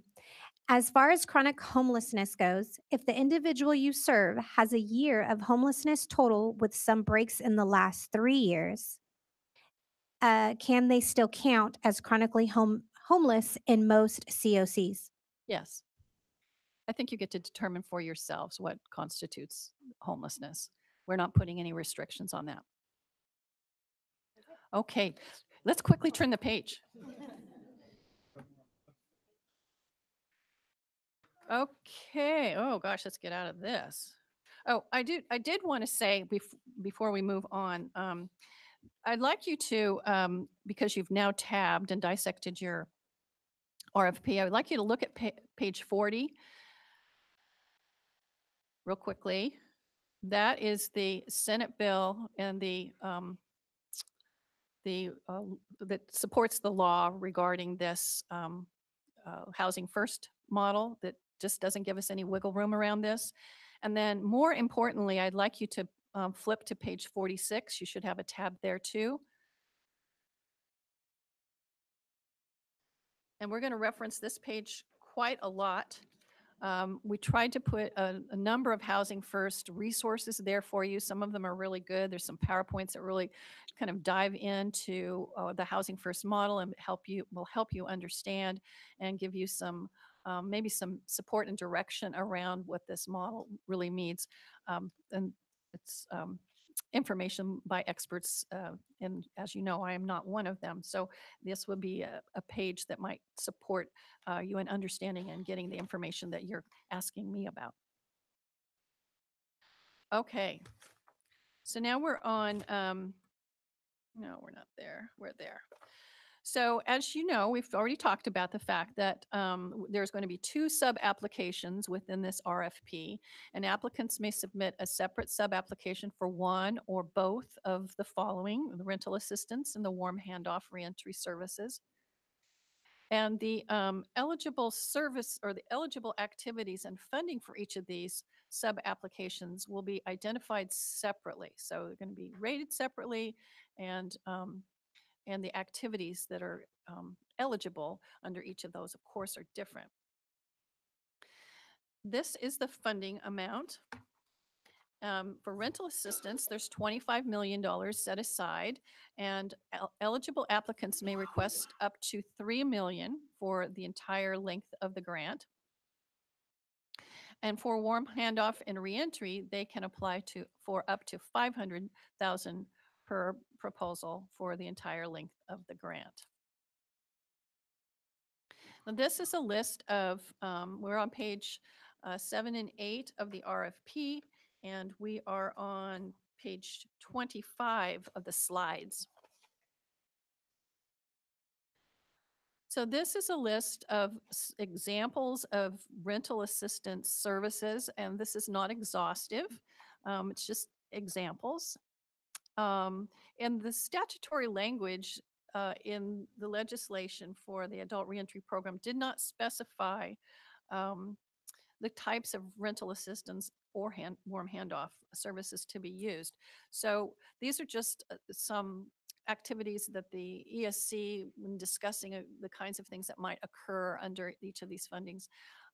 So I put them in there just to get your brains thinking about, okay, do we do any of these kinds of things? Are there other things that we could do or might do under each of these categories? So there really isn't a lot of guidance in the statute, and the ESC did not lay down real rigid expectations around this, except that they did want to call out that they have placed a priority on services that lead to permanent housing and the provision of critical time intervention that meets the immediate needs of individuals that are being released from state prison. So in other words, trying to connect with those folks as they're coming right out of jail. It's not required, but that's what they're interested in seeing. And they're also interested in working with programs that are going to lead to folks to permanent housing solutions. As we mentioned before, the funds can be used to implement new program activities or augment existing projects. But you cannot use your funds to supplant something that's already in existence and paid for. That's called supplanting, and that is strictly verboten. It's not something that is looked favorably upon by anyone, particularly the fiscal side of the house. So when you're thinking about your project, either those funds either need to be augmenting an existing program, enhancing it, making it better, or supporting a new project that you're launching.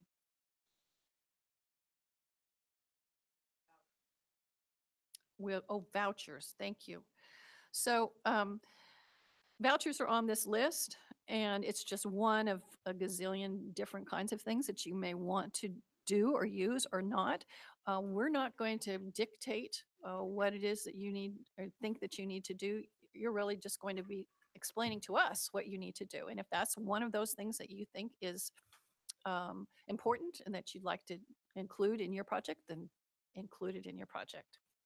There's no real restrictions on that. What? No, by voucher, we're just meaning a chit that would allow somebody to go and receive housing. That's all it means to us. It may mean something different to you, and that's okay.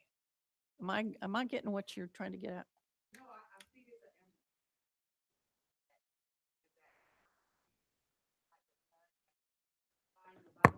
Uh-huh.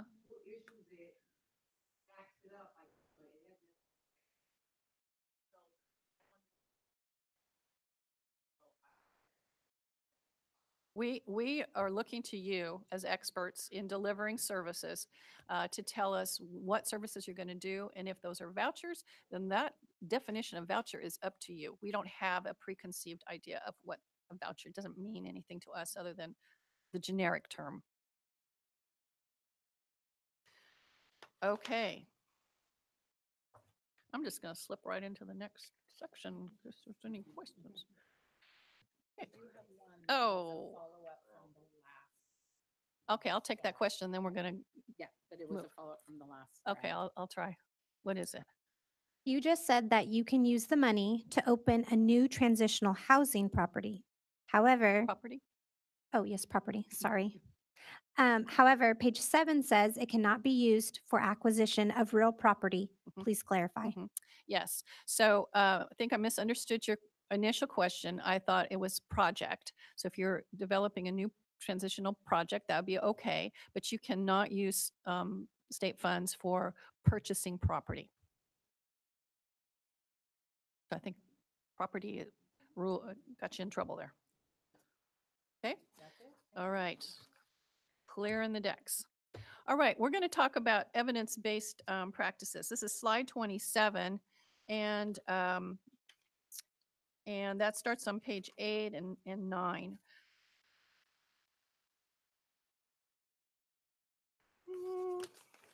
Yeah.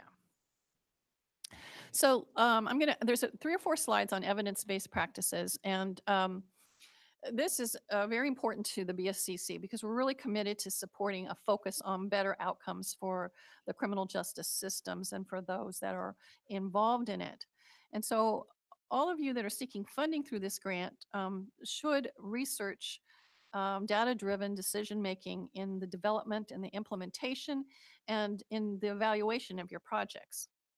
And the extent to which an applicant can demonstrate that your program or your activities that you have selected or have been shown to be effective is an important part of the rating process, and you will be rated on that. Thank you.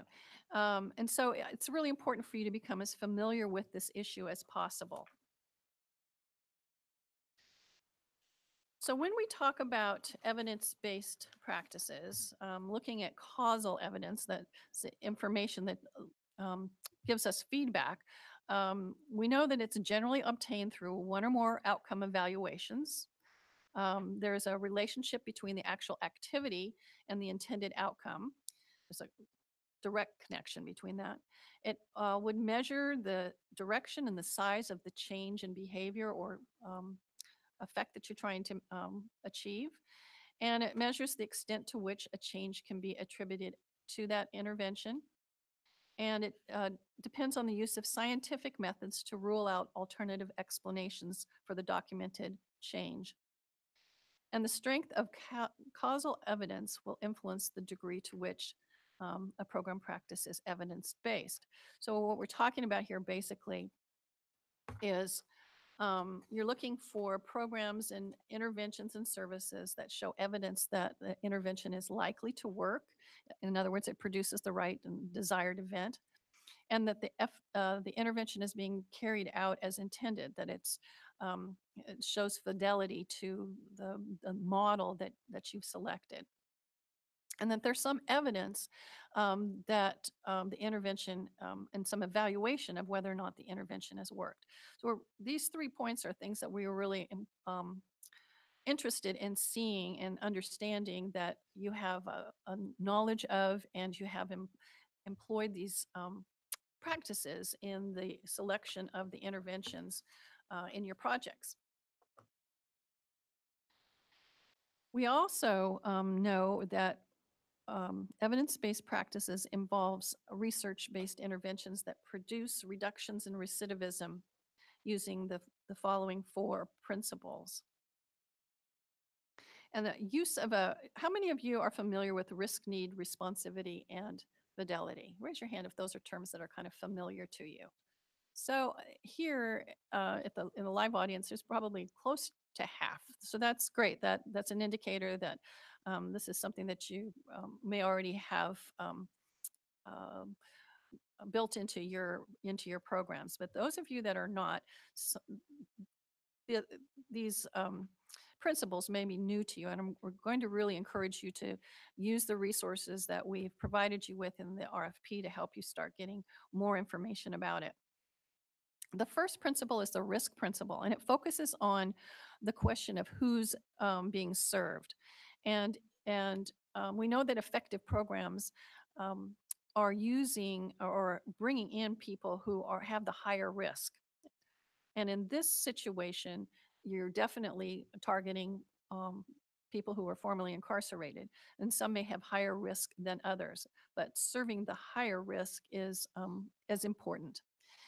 The need principle focuses on what programs are going to be delivered, what is needed, and what programs are going to be delivered.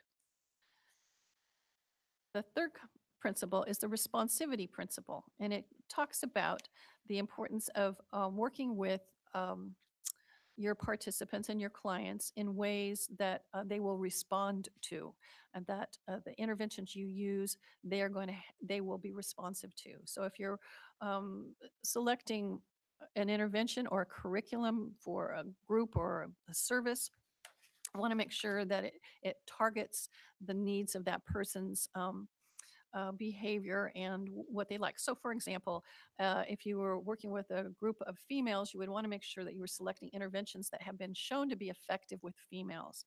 If you're working with or providing services for substance use disorder, you want to make sure that your intervention that you selected and were using with that individual, or that your subcontractor was using with that intervention, was known to be an evidence-based practice that was effective with that population.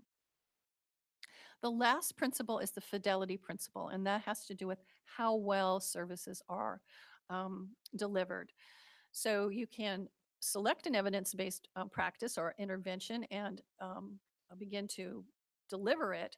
But if you're not skilled in delivering it, or if it's not being delivered in the way it was intended or designed, then you're not going to get good outcomes.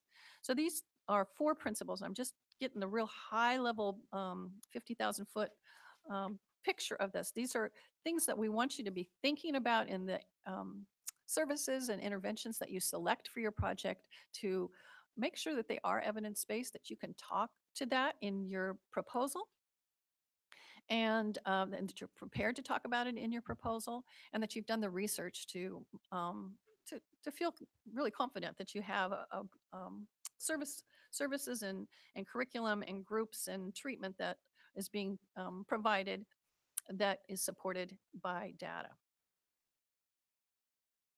And that, as I mentioned, that will be woven in and around the rating factors, and you will be expected to speak to them. Does anybody have questions about evidence-based practices? Okay, great. So let's move. Oh, okay. Sorry, I did have a question. Yeah. So and not to take this back to the housing first model, but when we're talking about reentry, which is the services that we're targeting, and we're providing transitional housing, are we going to have the ability to show evidence-based practices that are at odds with some of the components of the housing first model? I mean, when we're talking about the safety of a community, the language of most of that housing first is based on homelessness and tenancy and those types of issues. But when we're talking about reentry services and best practices and the way to work with these men to get them to permanent housing, there's going to be some conflict. Are we going to have any wiggle room in there to essentially detail evidence-based practices that will allow us to maybe look at discharging people and not having to keep people in a program that are going to put other participants at risk? Because that's what we're talking about. If it's not housing related, if we're just talking about reentry services that are not housing based, you're good to go. Right. But I'm talking in a transitional setting. So I'm talking providing transitional services, having a group of people and evidence-based practices, just for example, participation in programming. Because best practices show that participation in this program to get them to permanent housing, I mean, that's the goal. That's what we're working towards. Is that going to, is it going to be a possibility to where we can examine some of the elements in housing first when they are at odds with best practices and evidence-based? I understand your dilemma. And again, I guess my answer is going to be, when you need to describe how your project can interface with Housing First, speak to that. Okay. And then when you're talking about the services that you're going to be delivering, speak to that. The ESC will have to make decisions and score that based on their view of it. Okay. But I think the best thing you can do is just respond to the rating factors when you're prompted to, and let the ESC do their thing. That's the best advice I can give. Okay, I think we're going to take a quick break. We're moving a little slower, but I think we're going to speed up here. So let's see. I am about, oh gosh, guys. Let's put it back on because I want to tell the people at home. people at home.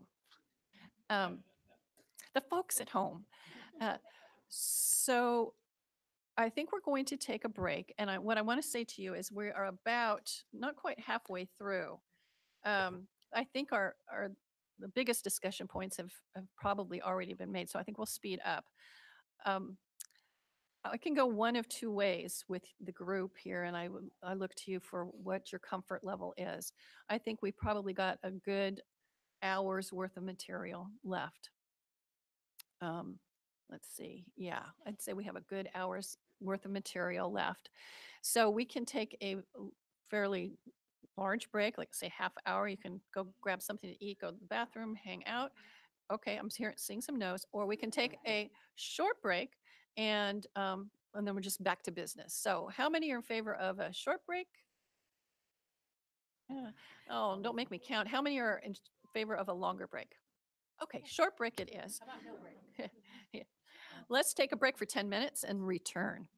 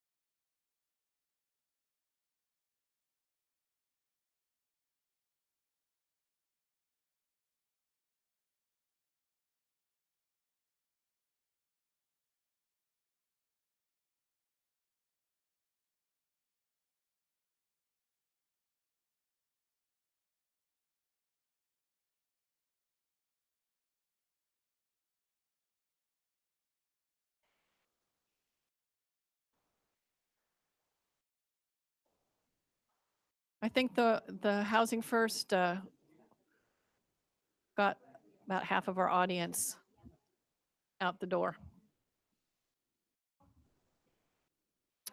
All right, we are on slide 11 slide 31 of 82.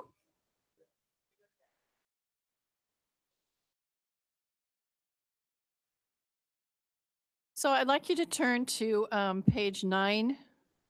We're going to talk about the grant requirements. So if you are awarded the funding, you will be required to go into a grant agreement with us. And then you'll, of course, be required to comply with all the terms of that grant agreement. There is a sample grant agreement in your that you have already flagged. And I'm going to ask you to turn to it because it takes up probably most of the papers in this document. So the sample grant agreement is on page 49. You should have flagged that. Just, you can see that it is pretty hefty. It goes for 20 pages. So 20 pages of that packet is a sample of a contract. Now, I doubt that you're going to get into that very much, and I just want to point that out to you that when you're grappling with this big old hunk of RFP here, 20 pages of it is a sample contract. So you don't need to be feeling like, we'd like you to review it, but it's not the end all be all. There's not a whole lot in those 20 pages that are going to really impact your application. It will tell you what you are responsible for as a grantee should you be awarded, and you should definitely read it thoroughly so you'll have a good sense of what your responsibilities will be. The next thing I want to talk about is the board of the governing board resolution, and there is I'm not sure that there's a sample of that in here exactly. No, there's not. But we will be expecting you to give us a resolution from your governing board, however that might look, and that indicates that the individual signing the application or the sub-application for the adult reentry grant has the authority to do so by your governing board. And you'll need to submit that to us along with your application. And you also must provide evidence of signing authority.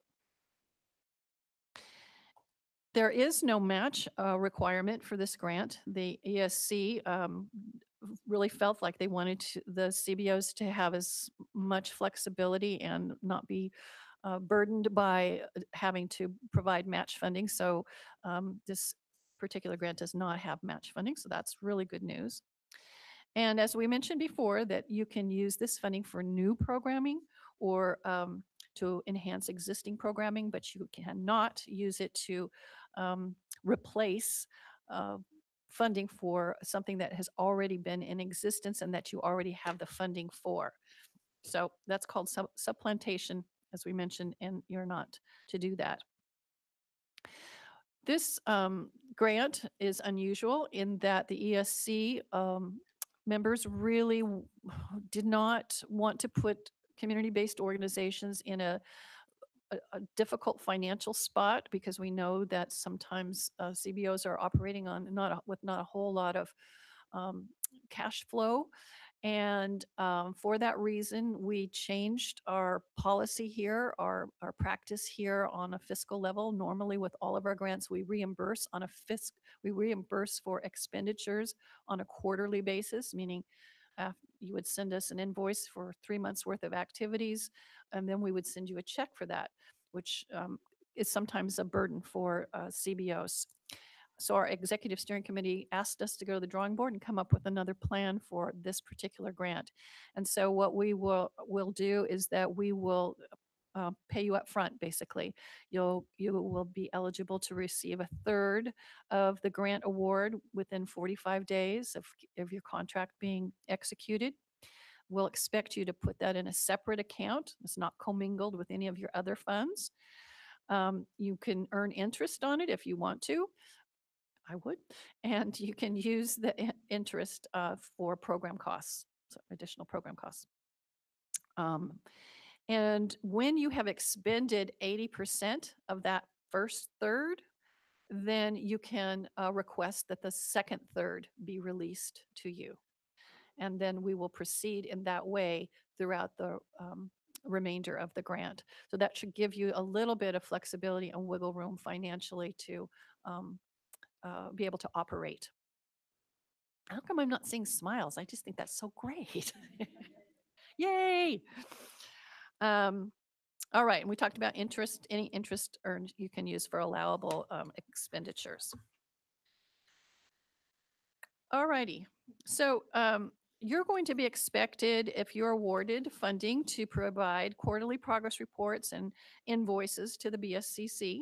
And we use that to determine how well you're progressing and if you're following through on your goals and objectives, and to evaluate your progress. Well, we're going to have an orientation meeting in Sacramento. I think our tentative dates was, I think it was August and September, something like that. We haven't determined the exact date, but that's a mandatory meeting. And that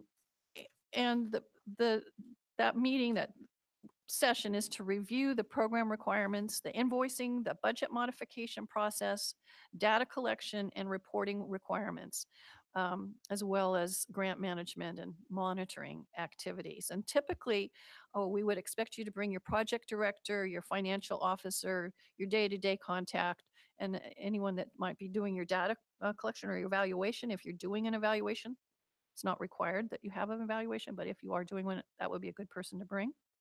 You can use your grant funds to cover the costs of travel to this mandatory meeting. And it's generally a 4 to 6 hour meeting, something like that.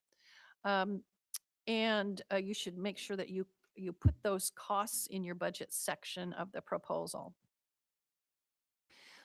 In terms of travel, CBOs that receive BSCC funding are to use our state travel policy and our per diem policy.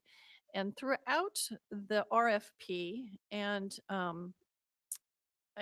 in the slides, we'll be referring to policies that we have, and those are found in our administrative guide. And this is one that's here, but you can find it online on the BSCC website, and it talks about all of the various policies that we have related to grantees, and in particular the fiscal responsibilities that you have. But the state travel policy is in our admin guide. And so you can use the state policy unless you have your own policy that's more restrictive than ours. But if you don't have a policy, then you can use our admin guide to help you determine how to invoice for costs. If you're partnering with or subcontracting with a government organization, government organizations can use their own travel policies, or they can use the state policy. We don't typically approve out-of-state travel. Even if you put it in your proposal and you were awarded funding, we would, that's not going to be automatic. We would expect you to submit a letter requesting that specifically to the field representative, and we would approve that on a case-by-case basis. So even if it was written in your proposal that you plan to go out of state for a particular training or conference or something like that, that don't assume that just because you were awarded the funding that we would allow that out-of-state travel.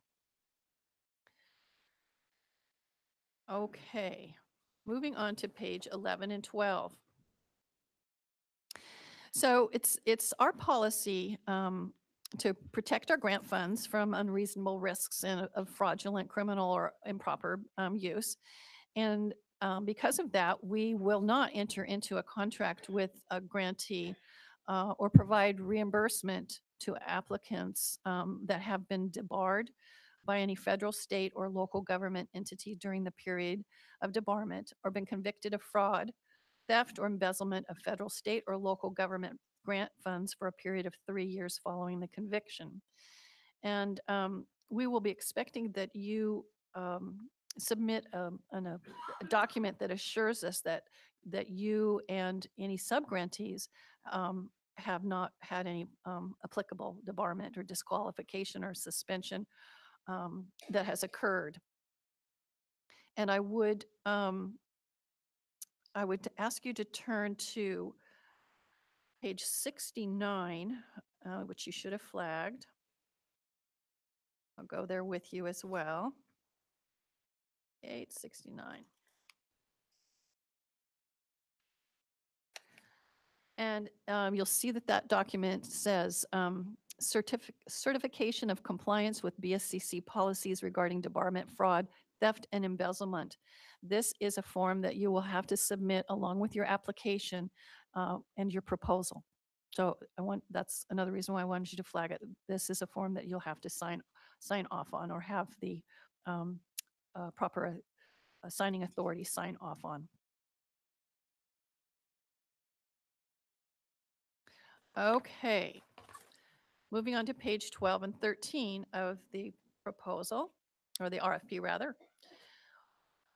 So once we have received your proposal here at the board, we will send you a receipt saying, we've received your proposal, thanks very much. And then we will probably, and I'll talk about what I mean by probably, but we will probably do a technical compliance review. We typically conduct that on all of our RFP process. It's part of our RFP process. And in that technical compliance review, we're looking to see if there are problems that are non-substantive in terms of needing an adjustment. In other words, it might be something really small like you used the wrong font, or your margins were too big, or you missed a section. So we review it to make sure, to the extent that we can, that all the pieces are there and it's properly put together, so that when it goes to the executive steering committee, it's easy for them to read and to rate. Depending on the number of proposals we will receive, that will determine whether or not, or how deep our technical compliance review can be. If we get hundreds of applications, that may be a workload problem that we just won't be able to sustain. So I'm telling you, we are going to do a technical review because I intend to do that if at all possible. And after the technical review occurs, we will contact you if we think there is a non-substantive change that you could make that would allow you to modify your application in a way that would be more in line with the requirements. And you will be given about 2 or 3 days in which to make those changes. I anticipate that the technical review process will happen in the first few days of April, but we'll keep you posted on that. In terms of disqualification, really the only thing that can disqualify you is if you don't get either your electronic proposal to us by March 25th at 5 p.m. or a hard copy, scanned hard copy signed to us in the U.S. mail, received here physically before 5 o'clock on March 25th. Postmark, if it doesn't matter, it has to actually be here. So we're going to have ESC members read and rate the proposals. They're going to be trained in how to do that. Ashley's going to be leading that effort later on in the spring. And we'll spend a day with them going over how to read and rate and how to avoid problems and what to look for. And once they've been trained, we will give them the proposals to read and rate. If a ESC member has knowledge of a particular applicant or has worked with a particular applicant, they will recuse themselves from that process. So depending on a relationship that you might have with one or more of them, they will recuse themselves from scoring your particular application. And we have a process and a procedure for that. Okay, let's move on to slide 36. And we are on page 14, 13. This is a summary of our, of the key dates. And, oh, so sorry, moving forward. Thank you. This is a summary of our key dates.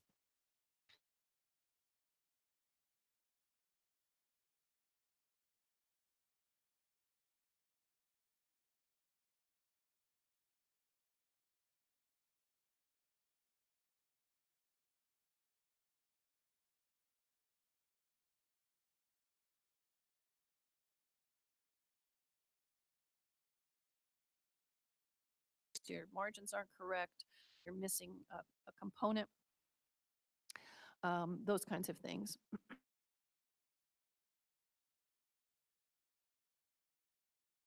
Steering committee and taken to the board on July 11th. And then we the exec contract by August 1st, and the orientation will happen either in August or September. Okay, let's dig into the rating factors. Yes. Sure, let's take some questions. Does anybody in the audience have a question? One question, one live question. This is probably a slightly dumb question, but in terms of timing, it's a 3-year, 7-month time frame to use the funds. We don't have to spend that whole time using the funds. If we apply for, let's say, $3 million and we say we can use that in a year, we can use that in a year, right? Or do you want it, or should the application adjust, try to fit the whole time period, I guess is my question. Does that make sense? Oh, it makes sense. I'm just trying to figure out how to answer that question without giving you the answers to the test. You know? Oh, sure. So the answer is you could conceivably use all your money, you could write or design a project that lasts a year. Sure.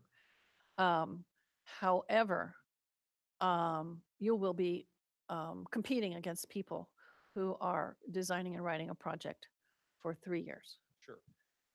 And so the ESC is going to be deciding whether or not they think your proposal is better than another. I don't know that you have to make your proposal last for 3 years and 7 months. But that's the grant period. So if you end after the first year and you're putting that in your proposal, then the executive steering committee is going to rate that against others that may be Sure. demonstrating a proposal that goes for a 3-year period. Gotcha. Thank you.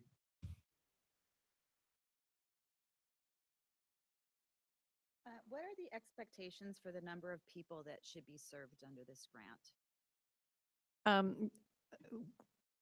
The executive steering committee is expecting you to sort of sell your project, right? And identify those kinds of things. And again, you'll be that's going to be competing with or compared to other proposals that may have a different number of folks that they are serving. But the RFP itself and the ESC themselves decided not and did not make a definitive number of people that have to be served, because they felt like each proposal and project is going to be designed based on the needs of that particular community. And we really didn't, we didn't want to compare apples to oranges. So the long-winded way to say, you just need to sell your project. Got it. So that leads me to my second question. Have there been any geographical areas that are particularly shown to be in need of either of these two types of services? So one of the first things you'll do in your proposal is to talk about need, and we're going to get into that with rating factors in a minute or two. So again, it'll be your job to describe the need that you have in your community or in your area, and make the case for why that need is great, and then later on how you're going to serve that need. So there's nothing prescribed, or there's nothing defined in the RFP. We've really left it to you to make the case for yourselves, because a small community might have a different pitch than someone in a larger community. Doesn't mean that one is better than the other, but it's really how you present your need and how you're going to design your program to meet that need. Okay, thank you. You ready for the? Oh, I'm ready. Okay, first question. Does warm handoff reentry services need to explicitly include housing, navigation, or housing outcome? No, it does not have to. Next question. Is there a stipend cap? No. Keeping in mind, though, that you're going to be selling your project, so you want to, you want to be thoughtful about how you do that and what you put into it. Could an eligible individual use the rental assistance to move to another county or region from where the funding CBO is located, or even out of state? Read that one more time. Sure. Could an eligible individual use the rental assistance to move to another county or region from where the funding CBO is located, or even out of state? Hmm.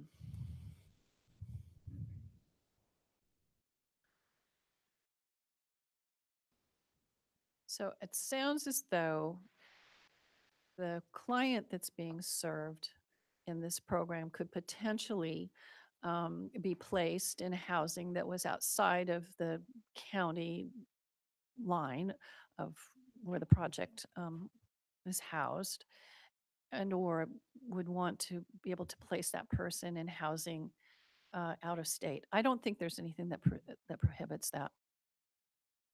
Okay. How many? Never mind.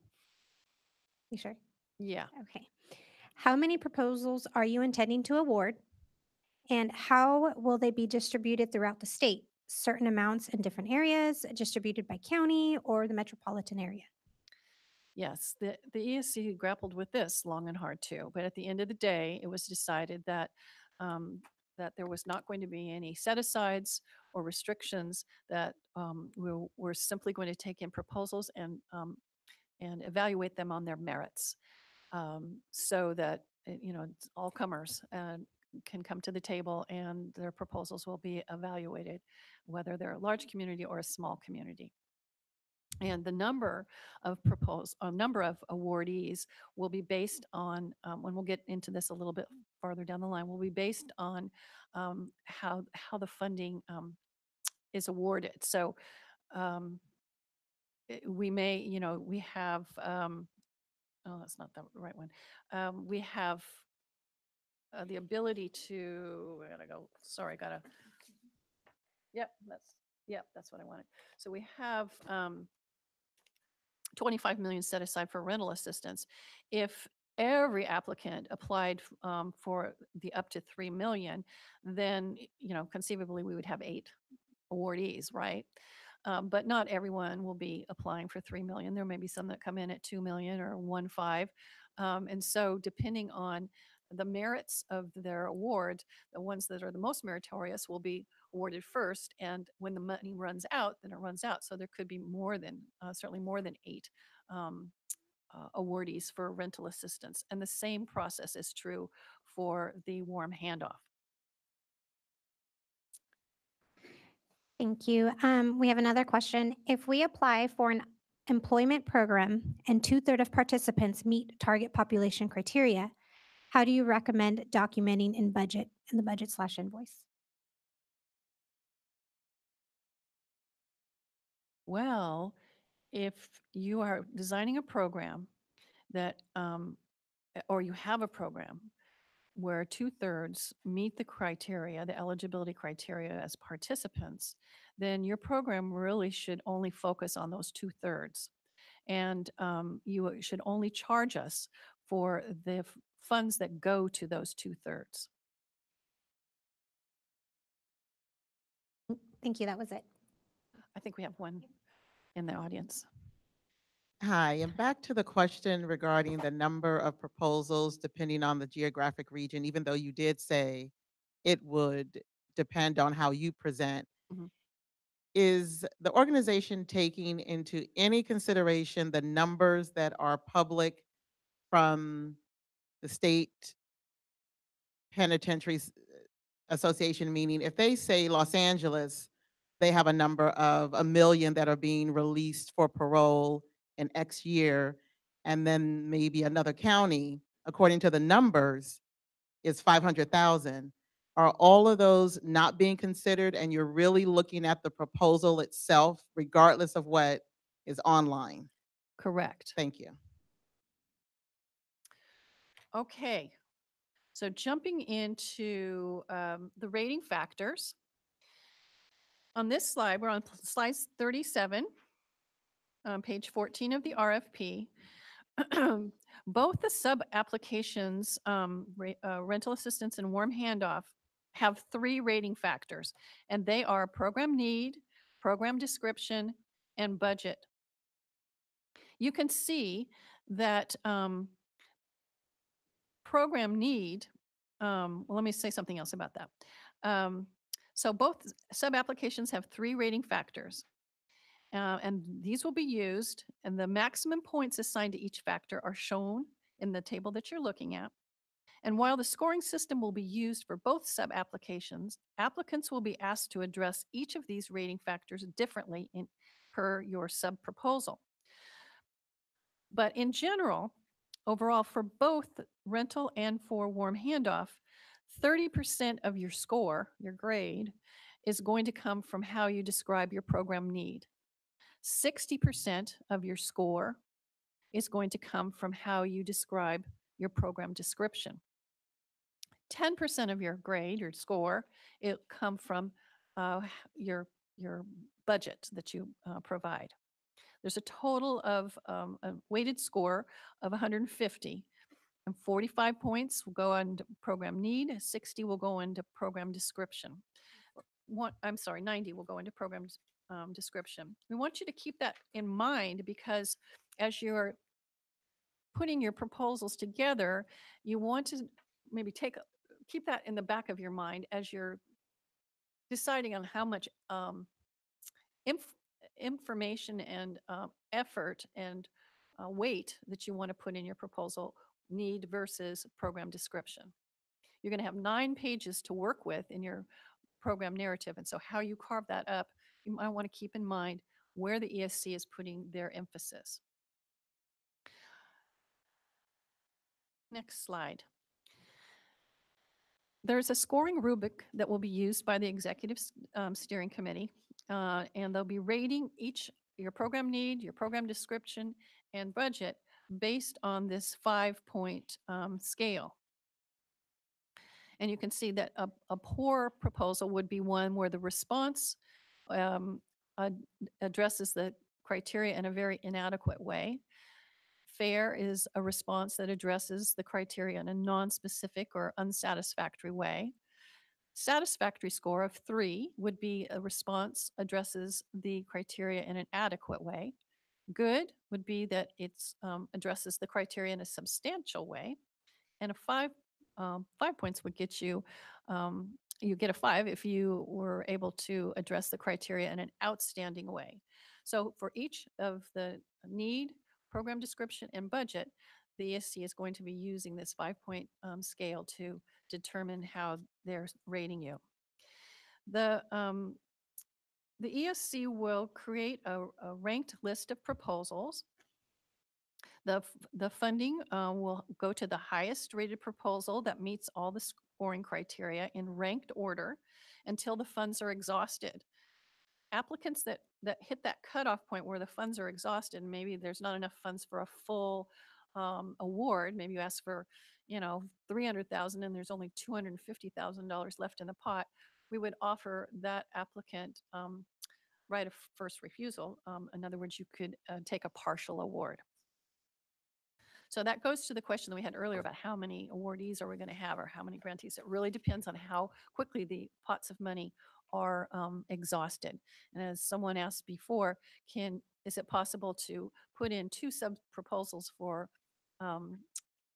review and scoring, and only one gets awarded funding? It is entirely possible. So both of your proposals could get awarded, or one or none.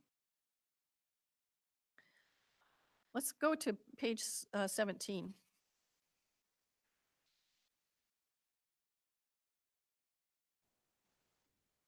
of your RFP. We are on slide 39. So page 17 of the RFP is the cover sheet that needs to be completed with your date of submission and the name of the applicant. That's the first page that will come to us in the mail or an email. Turn to page 18 if you would. Oops. Yep. Go back. This is a sub-proposal checklist. This has 12 different documents that are to be submitted. Actually, 11 of them are mandatory, and the 12th is an optional. We'll talk a little bit more about that later. But this also needs to be included in your packet that you send to us, signed at the bottom in blue ink, that you've read it, and you know that all these pieces are in your packet. You move to the next page. Actually, let's go to page 20. Well, keep doing that. And page 20 is the information form.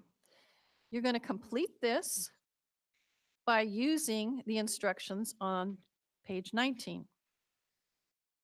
So 19 tells you how to fill out page 20. Again, it needs to be signed in blue ink by the authorized individual. And you will be submitting to us verification as to who is the authorized individual per your board. Okay. Oops, quiche. All right. So the narrative that you're going to write will be for project need and project description. And you'll do this in a Word document. You'll respond in a Word document that is associated with the rating factors for each project need and project description. You'll be allowed 9 pages for your narrative section.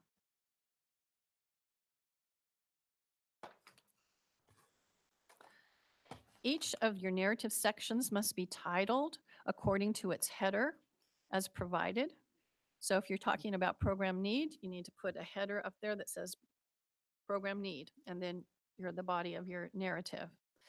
And within each section, we want you to address the information that's requested in the rating factors in a cohesive, comprehensive narrative format. Do not include website links. Number the pages, please. That's important for us. It's really important for the ESC. We want your proposals to be as easy to read as possible for the committee because you want them to like your proposal. So you want to follow this format as much as possible so it's an easy read for them and they aren't bogged down with trying to sort of figure things out. And as I mentioned earlier, the narrative for each sub-proposal, warm handoff and rental, 9 pages in length. Unless you're told otherwise in the instructions, you should use an Arial format, 12-point font, 1.5 line spacing. And these are the things that could get kicked back on technical compliance because we don't want, it's not fair if you, didn't double space or didn't 1.5 space and somebody else did. We want you to use 1-inch margins on all 4 sides and just fairness. And then there's the 9-page limit for each narrative section. Now, the project need, project description are done in a narrative, but the budget is done in an Excel document that's contained in the RFP. And we're going to talk more about that specifically. Veronica is going to walk you through this in a few minutes. The budget section does not count towards your 9 pages. It's a template that's in an Excel spreadsheet. It's built into a link into the RFP itself. We found, as I mentioned earlier, an error in the budget table. Some nice person pointed that out to us yesterday. So we have made that correction. Basically, in the budget table, it sort of flip-flopped, it switched the amount of money for rental assistance with the amount of money for warm handoff. But we made that correction, and we want to make sure that you are using the proper link, which has now been corrected. This is just a reminder, you've seen this rubric before, but I wanted to remind you that as we start to look at the actual rating factors, that the ESC members are going to be evaluating your response to the rating factors based on this 1 to 5 scale. Okay. So let's go to page 23 in your RFP. Kind of rhymes.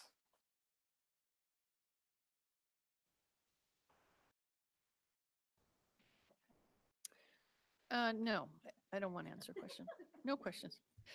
Well, we will, though, in just a few minutes. I'd just like to get through this rating factors, and then we'll take all rating factor questions. All right, so we should all be on page 23 in the RFP, looking at the rating factors for program need in the rental assistance. And I'm going to walk through this with you because I want to make sure that you have in your mind exactly how you want to move forward in your own proposal. So this is, of course, a narrative response. You would put your header at the top of your page that says rental assistance program need, and then you would begin to address these 4 points. Describe the community's need to be addressed by the rental assistance program. Then describe the target population to be served by the rental assistance program, including relationship of the identified target population to the purpose of the rental assistance program, the needs of the identified target population, and the extent to which the project will address people who are homeless or at risk of being homeless. Then, same factor, but talking about these sub-factors, identify the service gaps that contribute to the need for rental assistance program, identify relevant key local qualitative or quantitative data in support of the need. So those are the things that you're going to speak to under the rating factors of program need, keeping in mind that 30% of your grade is going to be attributed to program need.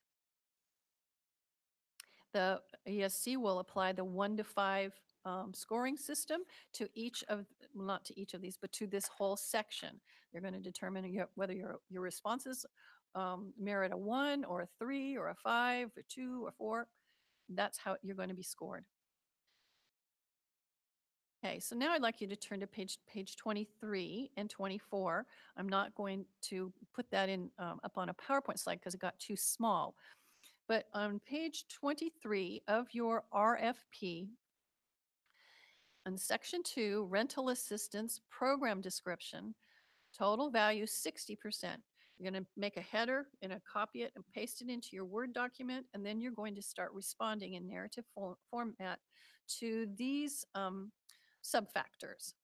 2.1 says describe the proposed program goals and objectives that include the relationship to the need and intent of the rental assistance program.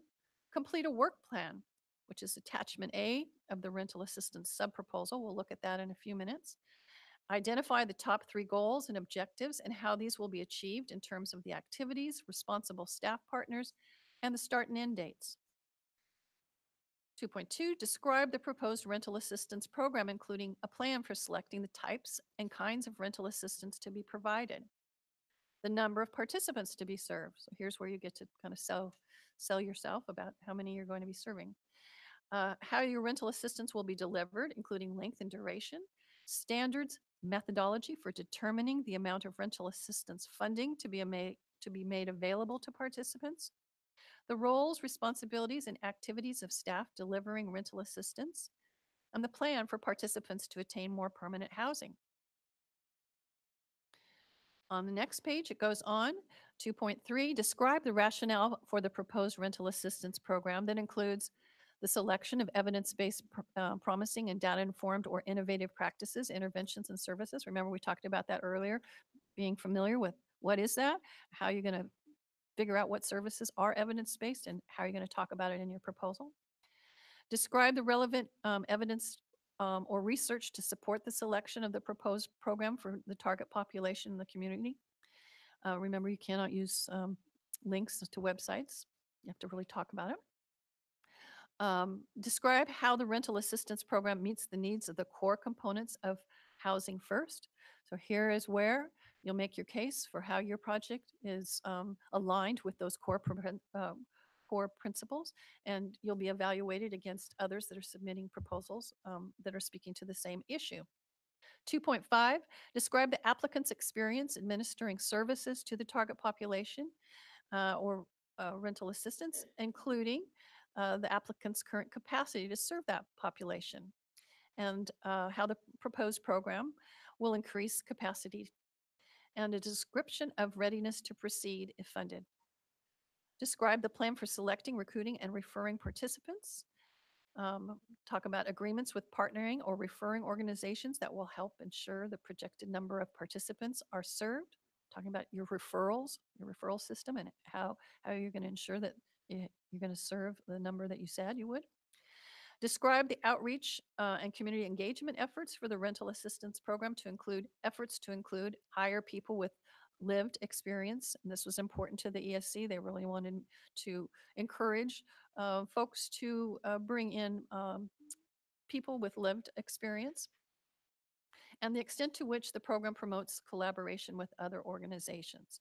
So again, kind of beating a dead horse, but I really want you to understand that you will do well to speak to each of these sub-factors and think about the value that's placed on that particular section, whether it's 30% or 60%, and adjust your proposal accordingly. Let's see. How am I doing here? So that's that. The last section is the rental assistance project budget. And you're going to be assessed on these things, which is on page 24 of your RFP, or on slide 47. So under the project budget, you're going to address these things through an Excel template that Veronica is going to help you look at in a few minutes. So it's not a narrative form, it's in an Excel document. But what you're going to be scored on is 10% of your grade is going to go to how well you provided complete and detailed information in each section of the rental assistant budget attachment.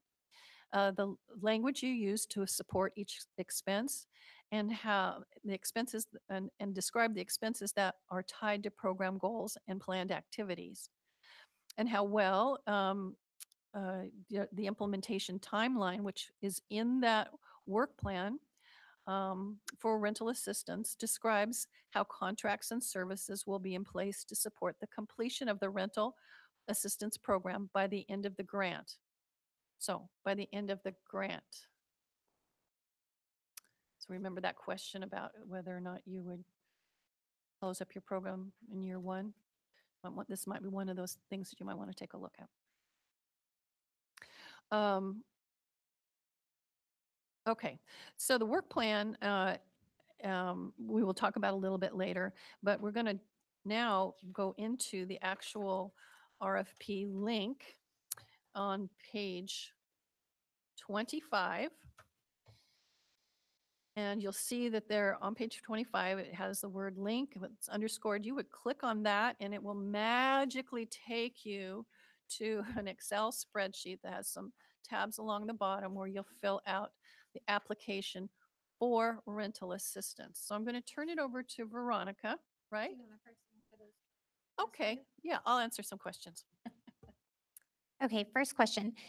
Any specific siding style requirement? Say that again. I don't even know what you said. Citing references. Oh, citing references. Say it again, though.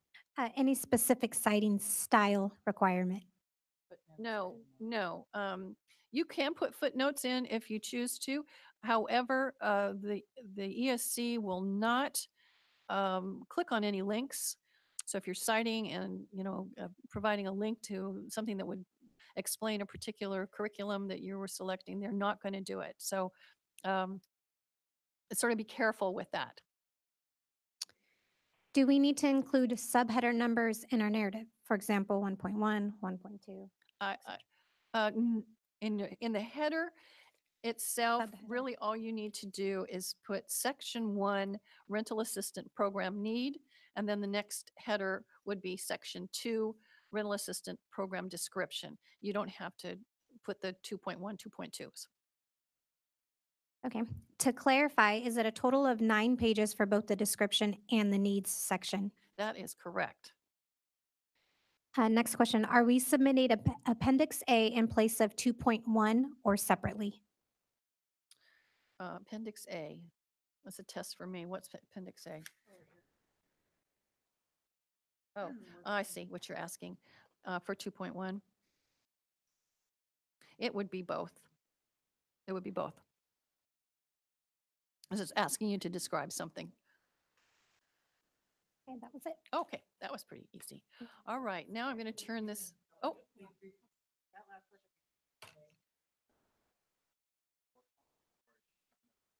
I believe she's talking about the work plan. I meant attachment A. Sorry, I got my A's mixed up. Yeah, so you would include attachment A, and you would describe in narrative response as well. Okay. Are we good? No. Is the new budget link going to be provided? The new budget link is actually live and working now with the correction in it. We're just double checking with one of our IT people to make sure that there isn't any funny business with the old RFP or the original RFP. So if you have in front of you the RFP that says, what does it say? Oh, amended. Amended budget attachments, February 5th, 2019, then that is, it's going to have the correct link in there. Okay. Do letters of support count towards the 9 pages? Do letters of support? No.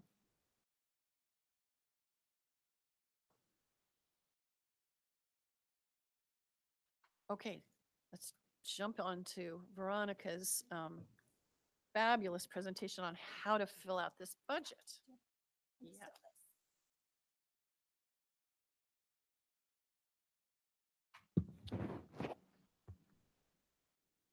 And you might want to tell the folks at home that we're not going to only be able to.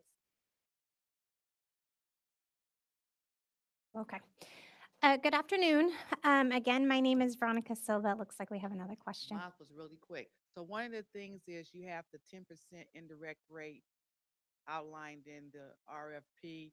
But what about agencies that have a federal negotiated indirect rate already that is more than 10%? Are you guys going against that OMB A-122 circular, or is there provisions being made for those that have that? Who's not looking at me? Oh, Juanita? Juanita? Can you Oh, Juanita back there. Hi. Come on, Juanita. Come on up, Juanita. Come on up. Take your best shot. Oh, she's family. Hello, everyone. I'm Juanita. On that question, right now, we're in the process of updating our BSCC grant administration guide for the indirect costs section. So we're asking that you just follow the proposal and submit accordingly to those 2 options that Veronica is going to go into. And then if we decide internally that we're going to change it, then we will let you know. And we'll put that out through the web, or you could direct, or if you have any questions, you could also direct them to the mailbox for the. Or just me, or just me. Or just to you. Yeah.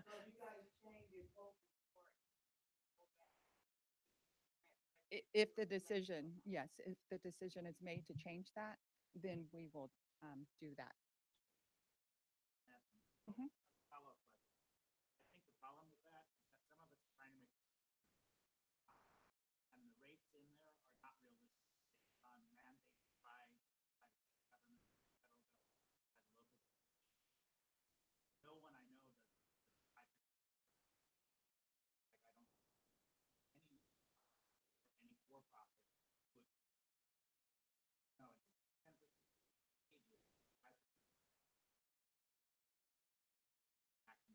Yes, that's correct. That's what's in it. Most people that are going to provide services, they're going to provide. Would you mind doing me a big favor and standing next to Juanita and put that into the recording? Because I think that's important. Go right ahead. Okay, Explain so- that to me one so- more time. So I think the problem, so what I'm trying to address is I think there's a little problem with saying we're going to adjust the overhead after the fact, because the overhead rates in there are not realistic for almost any organization, any quality organization that's going to try to run this program cannot do it for 5% of the thing. That's just not, that's basically asking for matching funds. And if that's not what the intent of of this RFP, then the overhead rates need to be sufficient to really cover the full costs. Most contracts, I think, today are a minimum of 10% to 20% by most government agencies.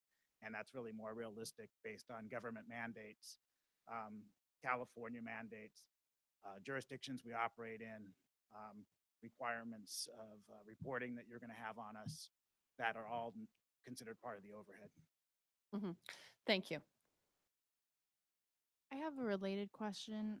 For rental assistance services listed on page 7 to 8, everything sounds basically like pass-through funding in terms of the landlord incentives, rent subsidies, move-in costs. But something I want to clarify is in our experience, you need to be able to fund the staff that are managing those funds as program costs. It's not sufficient to just group them into admin, which we've already kind of said just now is also inadequate. So yeah, I just wanted to ask, is it possible can staff be built into the overall budget or must Yes. it fit into that? Yes, absolutely. Okay. Yeah. So Juanita, just why don't you recap where we are at this point in time? In this point in time, we are going to just keep what is in the budget section at the 5 or 10%, but we are currently aware, and I'll take your comments back and we'll review. And if there's any changes, we will be able to get that out quickly. We're looking at it right now. So we can't change anything today. And that's not going to happen. So you'll need to move forward at this point in time with the RFP conditions that are currently in place. Okay. Unhappy but clear, I guess, right? All right. Okay. Oh, more questions. I couldn't hear the last question in the back. Could you repeat or summarize what that? Which question was, what are we talking about? Oh, why don't you come on up and I put, just couldn't hear everything that was said, so I didn't know. yeah, lean into the microphone. Sorry about that. I'll try to speak up. So I had asked for rental assistance services on pages 7 and 8 of the RFP. Everything that's listed seems like pass-through funding, but in our experience, you need to be able to fund the staff that manages that funding as program costs. It's not sufficient to just group that into admin. So yeah, my question was whether those staff could be built into the overall budget. Yeah, and you'll see rating factors, if you recall, that ask about case management and all that kind of stuff. Yeah, we know you're running a program. This is a list of activities, not necessarily all of the structure around it. So it's perfectly acceptable.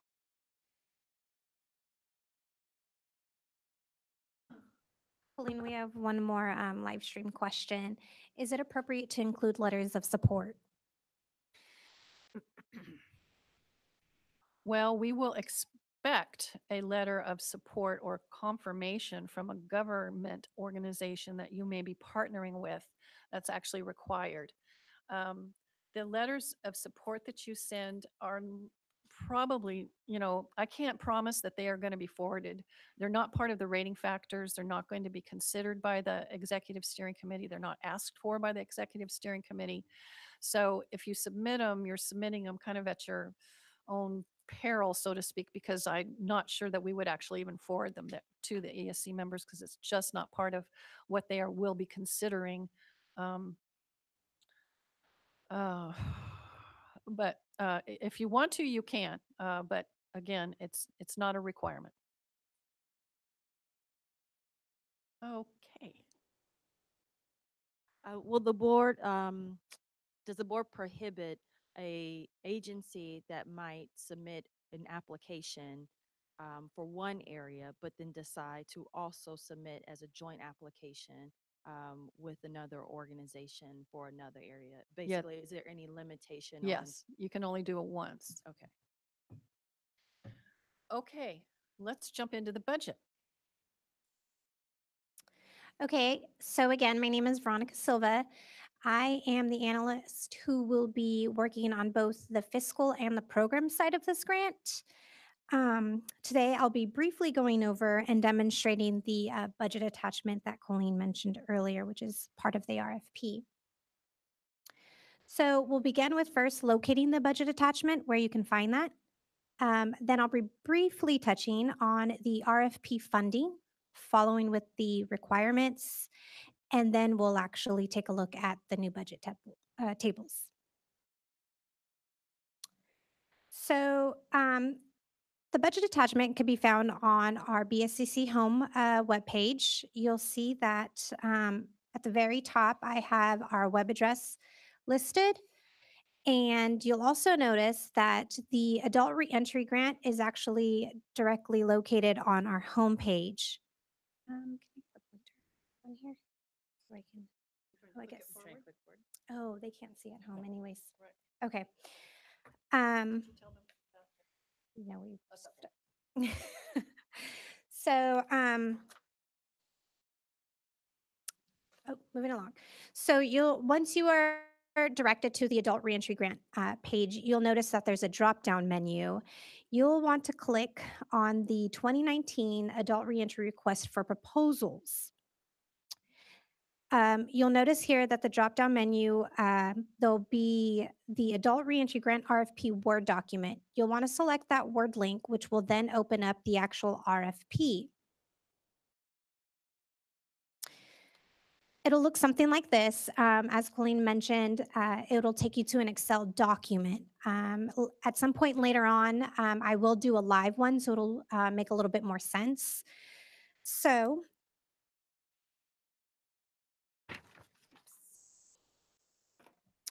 I'd also like to just note, oops, I don't want to go.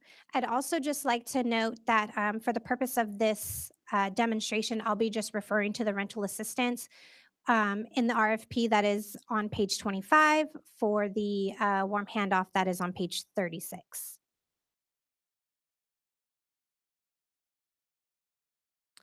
So as I mentioned before, I'm going to briefly touch on the RFP funding. As most of you already know, eligible applicants will be allowed to request up to a maximum amount for each sub-application, as indicated in the table provided. With that being said, it is encouraged that applicants apply only for the grant amount of funds needed.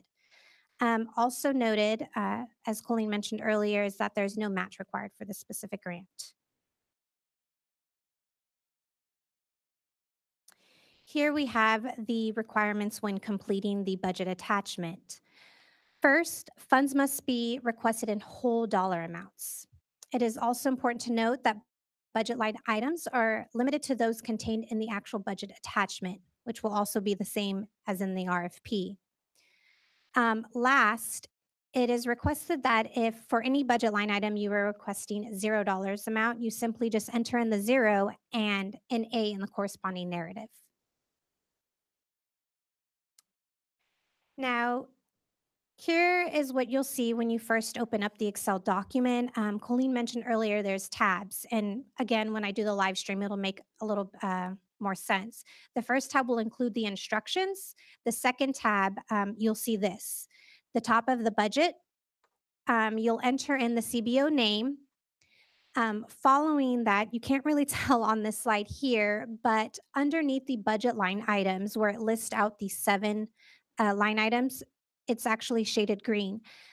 Those areas are locked, and to the far right where you see the grant funds, those will be automatically populated once you put in your dollar amounts with the following budget tables.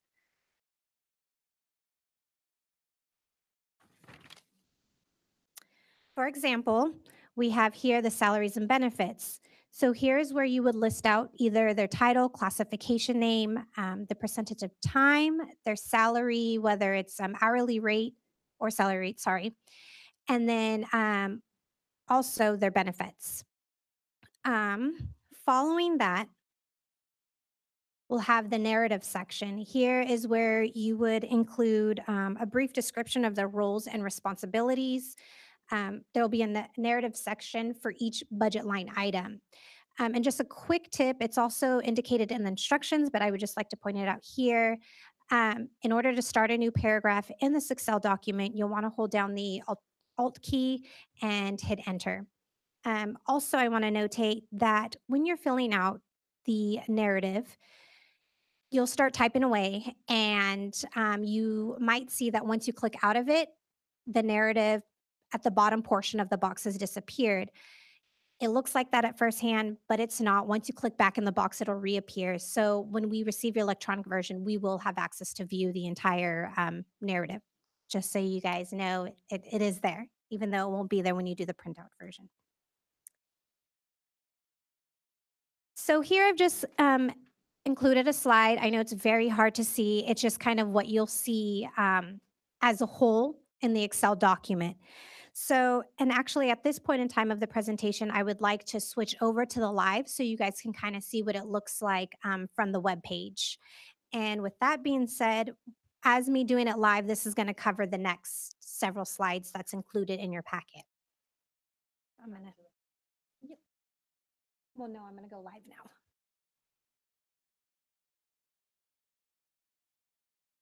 Okay. Oh.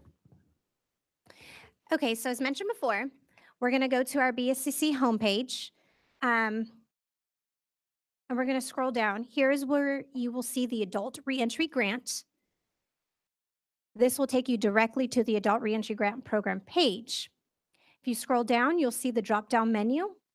You'll select the arrow where it says 2019 ARG Request for Proposals. Below that, it'll open up the Request for Proposals. Here you'll notice the revised budget attachments. You'll select the Word document. Open file.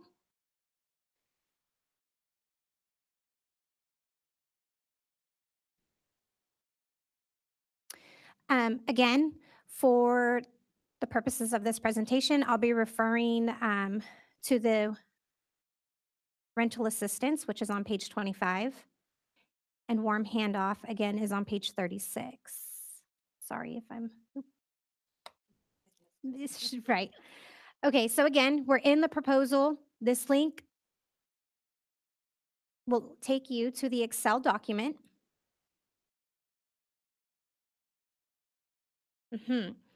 So as mentioned earlier, you'll notice down here, the first tab has the instructions, which I included in your guys' PowerPoint, and it'll go into a little in-depth for each budget line item. And you all have a hard copy in your materials today, both the instruction sheet as well as the Excel template, what it looks like if you printed it out.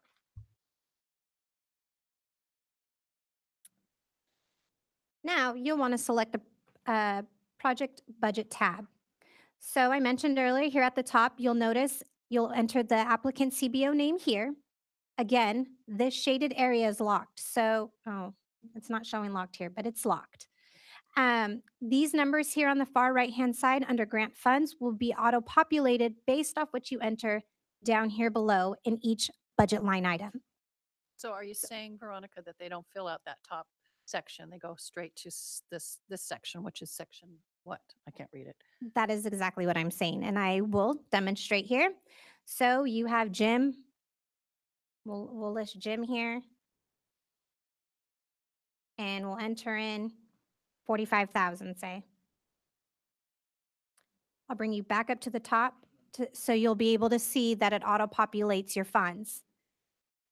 Following that will be the salaries and benefits narrative, which I mentioned is where you would enter in the description and what they'll be doing. You'll just enter here. Again, if you want to hit or start a separate paragraph, you'll hit the alternative key and enter, and you can begin typing your next paragraph. And it's the same thing for each line item. It just goes straight down and it follows through. So next you'll have services and supplies. I'll just do 20,000 just for fun. Type in again your description.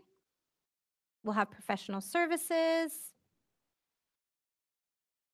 I'm just making up numbers here, guys.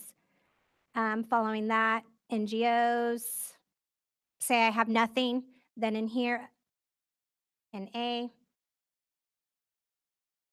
leave it at 0. We have fixed assets and equipment, data collection, again, also narrative. Item number 7 is the other. Here's where you'll put things like training and travel. And again, provide your description. So we'll just enter the amount here. And then lastly, we'll have the indirect cost for rental assistance. And you'll notice at that first top where it says indirect costs will be charged as 10% of total direct salaries and wages, not to exceed. That either includes or excludes benefits as well, correct? Or indirect cost will be charged as 5% of direct total direct project costs, except equipment, and not to exceed. And I think that's the last budget item. So I'll scroll back to the top, and then you'll see here how they automatically auto-populated, and it'll give you your grand total. The beauty of this is that it does the math for you, and will let you know if things don't line up. So while the Excel document itself can sometimes be a little gnarly to handle, if you can get past that, I think that kind of streamline things for you and for us, especially in the technical review, because our experience has been that's where we end up pushing, the proposal back and forth between the applicant and ourselves, trying to get those numbers right. So hopefully this will help you know that you got it together before you even submit the proposal. And there in the instruction tab, it gives you information, specific information about what to put in that narrative form area. Okay, at this time, I'm going to switch back to the slides unless there's any questions regarding the budget attachment.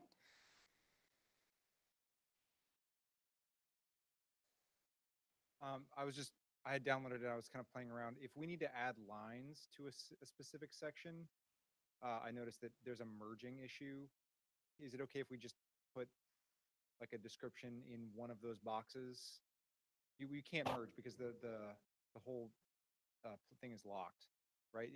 The addition still works, but you've got like 4 columns that are merged, and when you add rows, they're not anymore. So it kind of breaks the formatting. I'm wondering if you want something specific on that, or if we can just Is that in the budget table or the narrative portion of? in this Excel spreadsheet. So Right. like if you were to add lines, say between 26 and 27. So Oh, in the actual line. an Yeah, item. like if we have more lines in a Right. given section than are available, can we just add the description in one of those boxes? It won't show up very well, but does that make sense? I don't know what you're. So Helene would probably understand what. Right. Make an extra. Yeah, line so is what you're yeah, saying? you won't be able to currently, add more lines. So I would do something a little bit more broad and Okay. say this is for 3 1 FTEs. Okay. And then in the narrative section, you could say see below and then list those out, but then have the total at the end. So it does all pre-populate up to the top and what you're actually in totality going to spend on that line item. Okay. So don't add lines. It won't all, yeah. Okay. Yeah. Don't touch our document. Okay, let me switch. Were there any other questions? So like I mentioned before, doing that live actually just covers the next 7 slides. I went by line item for all, I believe there's 8 or 7. 8. I've provided my contact information. If you guys have any questions, feel free to email me or call me. That pretty much concludes the budget attachment. And you're free to call me too as well on the budget, but I'll have to tell you, I'll be passing your question on to Veronica. So it's very nice of her to give you a direct connection with her, so speed it along for you. Okay, so we're almost done, everyone. I think we're picked up some time here. So thanks for hanging in with us. Okay, so attachment A is on page 26, and that is going to be submitted along with your proposal. So I'll get to page 26. And of course, there'll be a work plan for rental assistance, and there's a work plan for warm handoff as well. And make sure, I want to make sure to tell you that the work plan does not count towards the 9 pages of your narrative. If you, I think you've tabbed it, but on page 46, under resources, if you turn to page 46. Hmm. There it is. It's actually on page 47. Nope, that's not. Let's see. Well, I was going to send you to a area that talks about developing goals and objectives, and I have to say, I don't see that's actually in here. Oh, okay, I said 47, but it didn't pop out at me. Oh, I see it. Okay, thank you very much. Yeah, so on page 47, which you should flag, I think, that'll give you some guidance on how to develop goals and objectives and filling out that work plan. And keep in mind that we're going to be holding you to these goals and objectives in evaluating your progress over time during our monitoring visits and just assessing how well you're moving forward. So this is really the plan that we'll be using to over the 3 years and 7 months to determine that you are meeting the elements of of what you propose to do. So it's important that it be pretty specific. And the next, there are 11 forms to be submitted, and that's for each sub-proposal.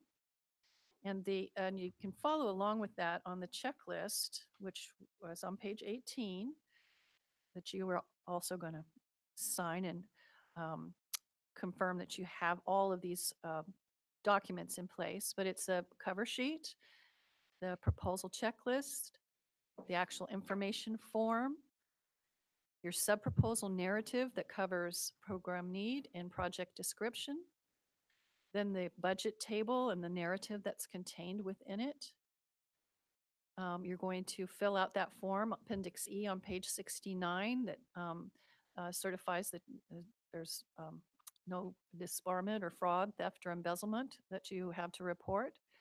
You're going to submit a verification of your 501c3 status through a letter of determination from the IRS or a 990 form. 8, you're going to send in your work plan for either rental assistance or warm handoff, or possibly both if you're applying for both. You're going to submit a board resolution, and you're also going to submit signing authority with articles of incorporation or bylaws or a board resolution conferring authority to the signatory. And if the proposal includes collaboration and active involvement with a local government agency, and that would be, I think we should include state in that as well, for which an agreement is needed, a letter of support signed by the agency head must be received. And then lastly, there is an optional document that the Executive Steering Committee thought might be useful to all of you and might be useful to them if you have or want to design a flow chart or other visual representing the proposed rental assistance workflow, or how your project is sort of looks in a one pager. You can include that as well, but it won't be counted as part of the 9 pages. Okay, so that takes us to page 27, which is the application for the warm handoff. So we're not going to drag you through the application of the warm handoff. It's a very, very similar, almost identical to the process we just underwent with the rental assistance.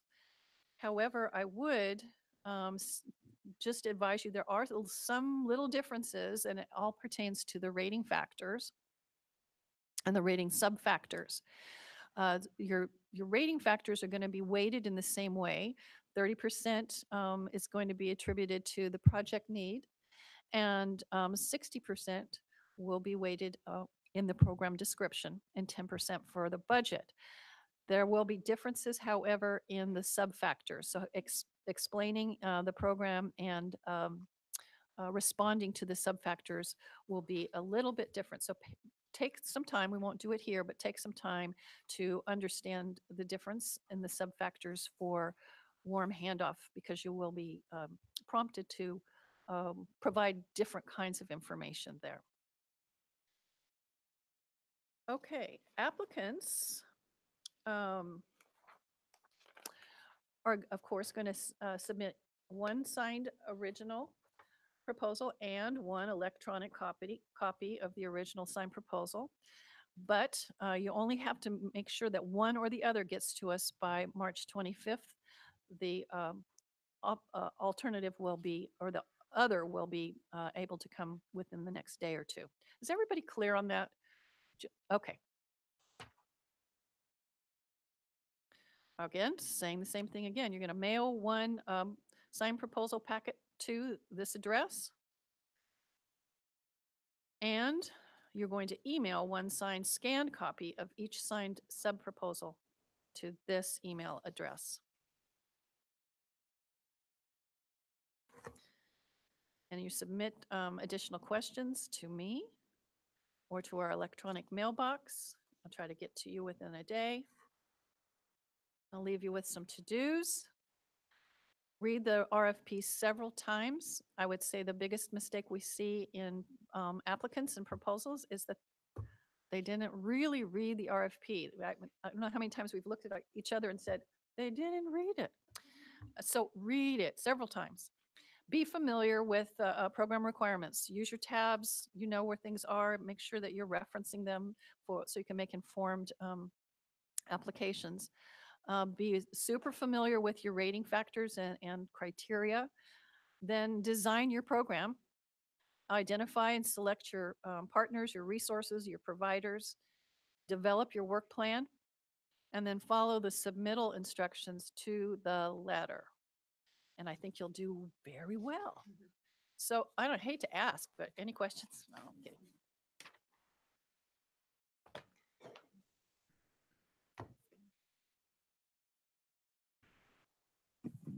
Thank you very much for putting up with us for so long today and the questions. My question has to do with understanding the connectivity between pre and post-release. If some of the services are offered pre-released and then warm handoff to your own organization's post-release program, does that, how would one describe that? Do we have to get into that? Does that qualify? Particularly like the person online mentioned about, let's say you have a pre-release program, and part of your pre-release program is that your graduates have the opportunity to enter a post-release reentry house, and you want to offer part of your warm release that kind of housing. How is that affected by the requisites that have been presented with Housing First? Well, the Housing First is pesky. But in terms of program design, the design that would fit this funding would be the part that those services that happen at the door. Correct. And not the services that happen prior to the door. But this had to do with restricting who would enter that. Yeah, that's that pesky housing Correct. situation. So if you're providing housing services, you're going to have to provide housing services that use the housing first model. So it may not be a fit.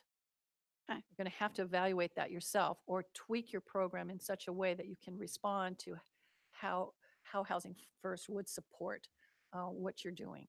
I think we recognize that there are programs out there, viable, excellent programs that may not be a housing first type program. I wish I could, wave a magic wand and eliminate that for you, but I can't. So that project design that you're going to develop has to be able to respond to housing first. Yeah, we're not developing a new Yeah, I get it. project. I We've get it. been in it for Yeah. 12 years Yeah. successfully. So Yeah. it's sad to know that we're eliminated. Thank you, though. Any other questions? Okay. Whose name should we address the letter of intent to? You can just send it to me and put my name on it. That would be fine. Which is Colleen. Colleen Stoner at bscc.ca.gov. It's in the RFP a million times. Next question. You can apply, or you can only apply for one side of the proposal. Is that correct? One side. I think Warm handoff. Okay, you can apply for both components of the program, the warm handoff and the rental assistance, or you can just apply for one. So you can do one or both. Last question. Would a logic model of the program be acceptable for the flowchart optional attachment? I think it would. Wow. Okay. Well, I thank you all for your long attention and to all of this and for your interest in this project. So thank you very much. Oh, wait, we have one last question. If you applied for both sub-proposals and wrote it as one program, could you combine the budgets? No, you have to submit two sub-proposals. Yes, I understand that, but could allowable expenses be transferred between the two sub-proposal activities? Can you give me an example of what you're thinking? Well, what I'm saying is that I would like to provide housing as well as reentry warm handoff services, I gotcha. and without being limited to the $500,000 budget. In other words, if I used less than 3 million for one portion of the program, but needed more than 500,000 for the other. I understand your question. No, cannot do that. That's the short answer. No. Okay. Again, thank you all. Appreciate it very much. Good luck to you all. We're looking forward to your proposals.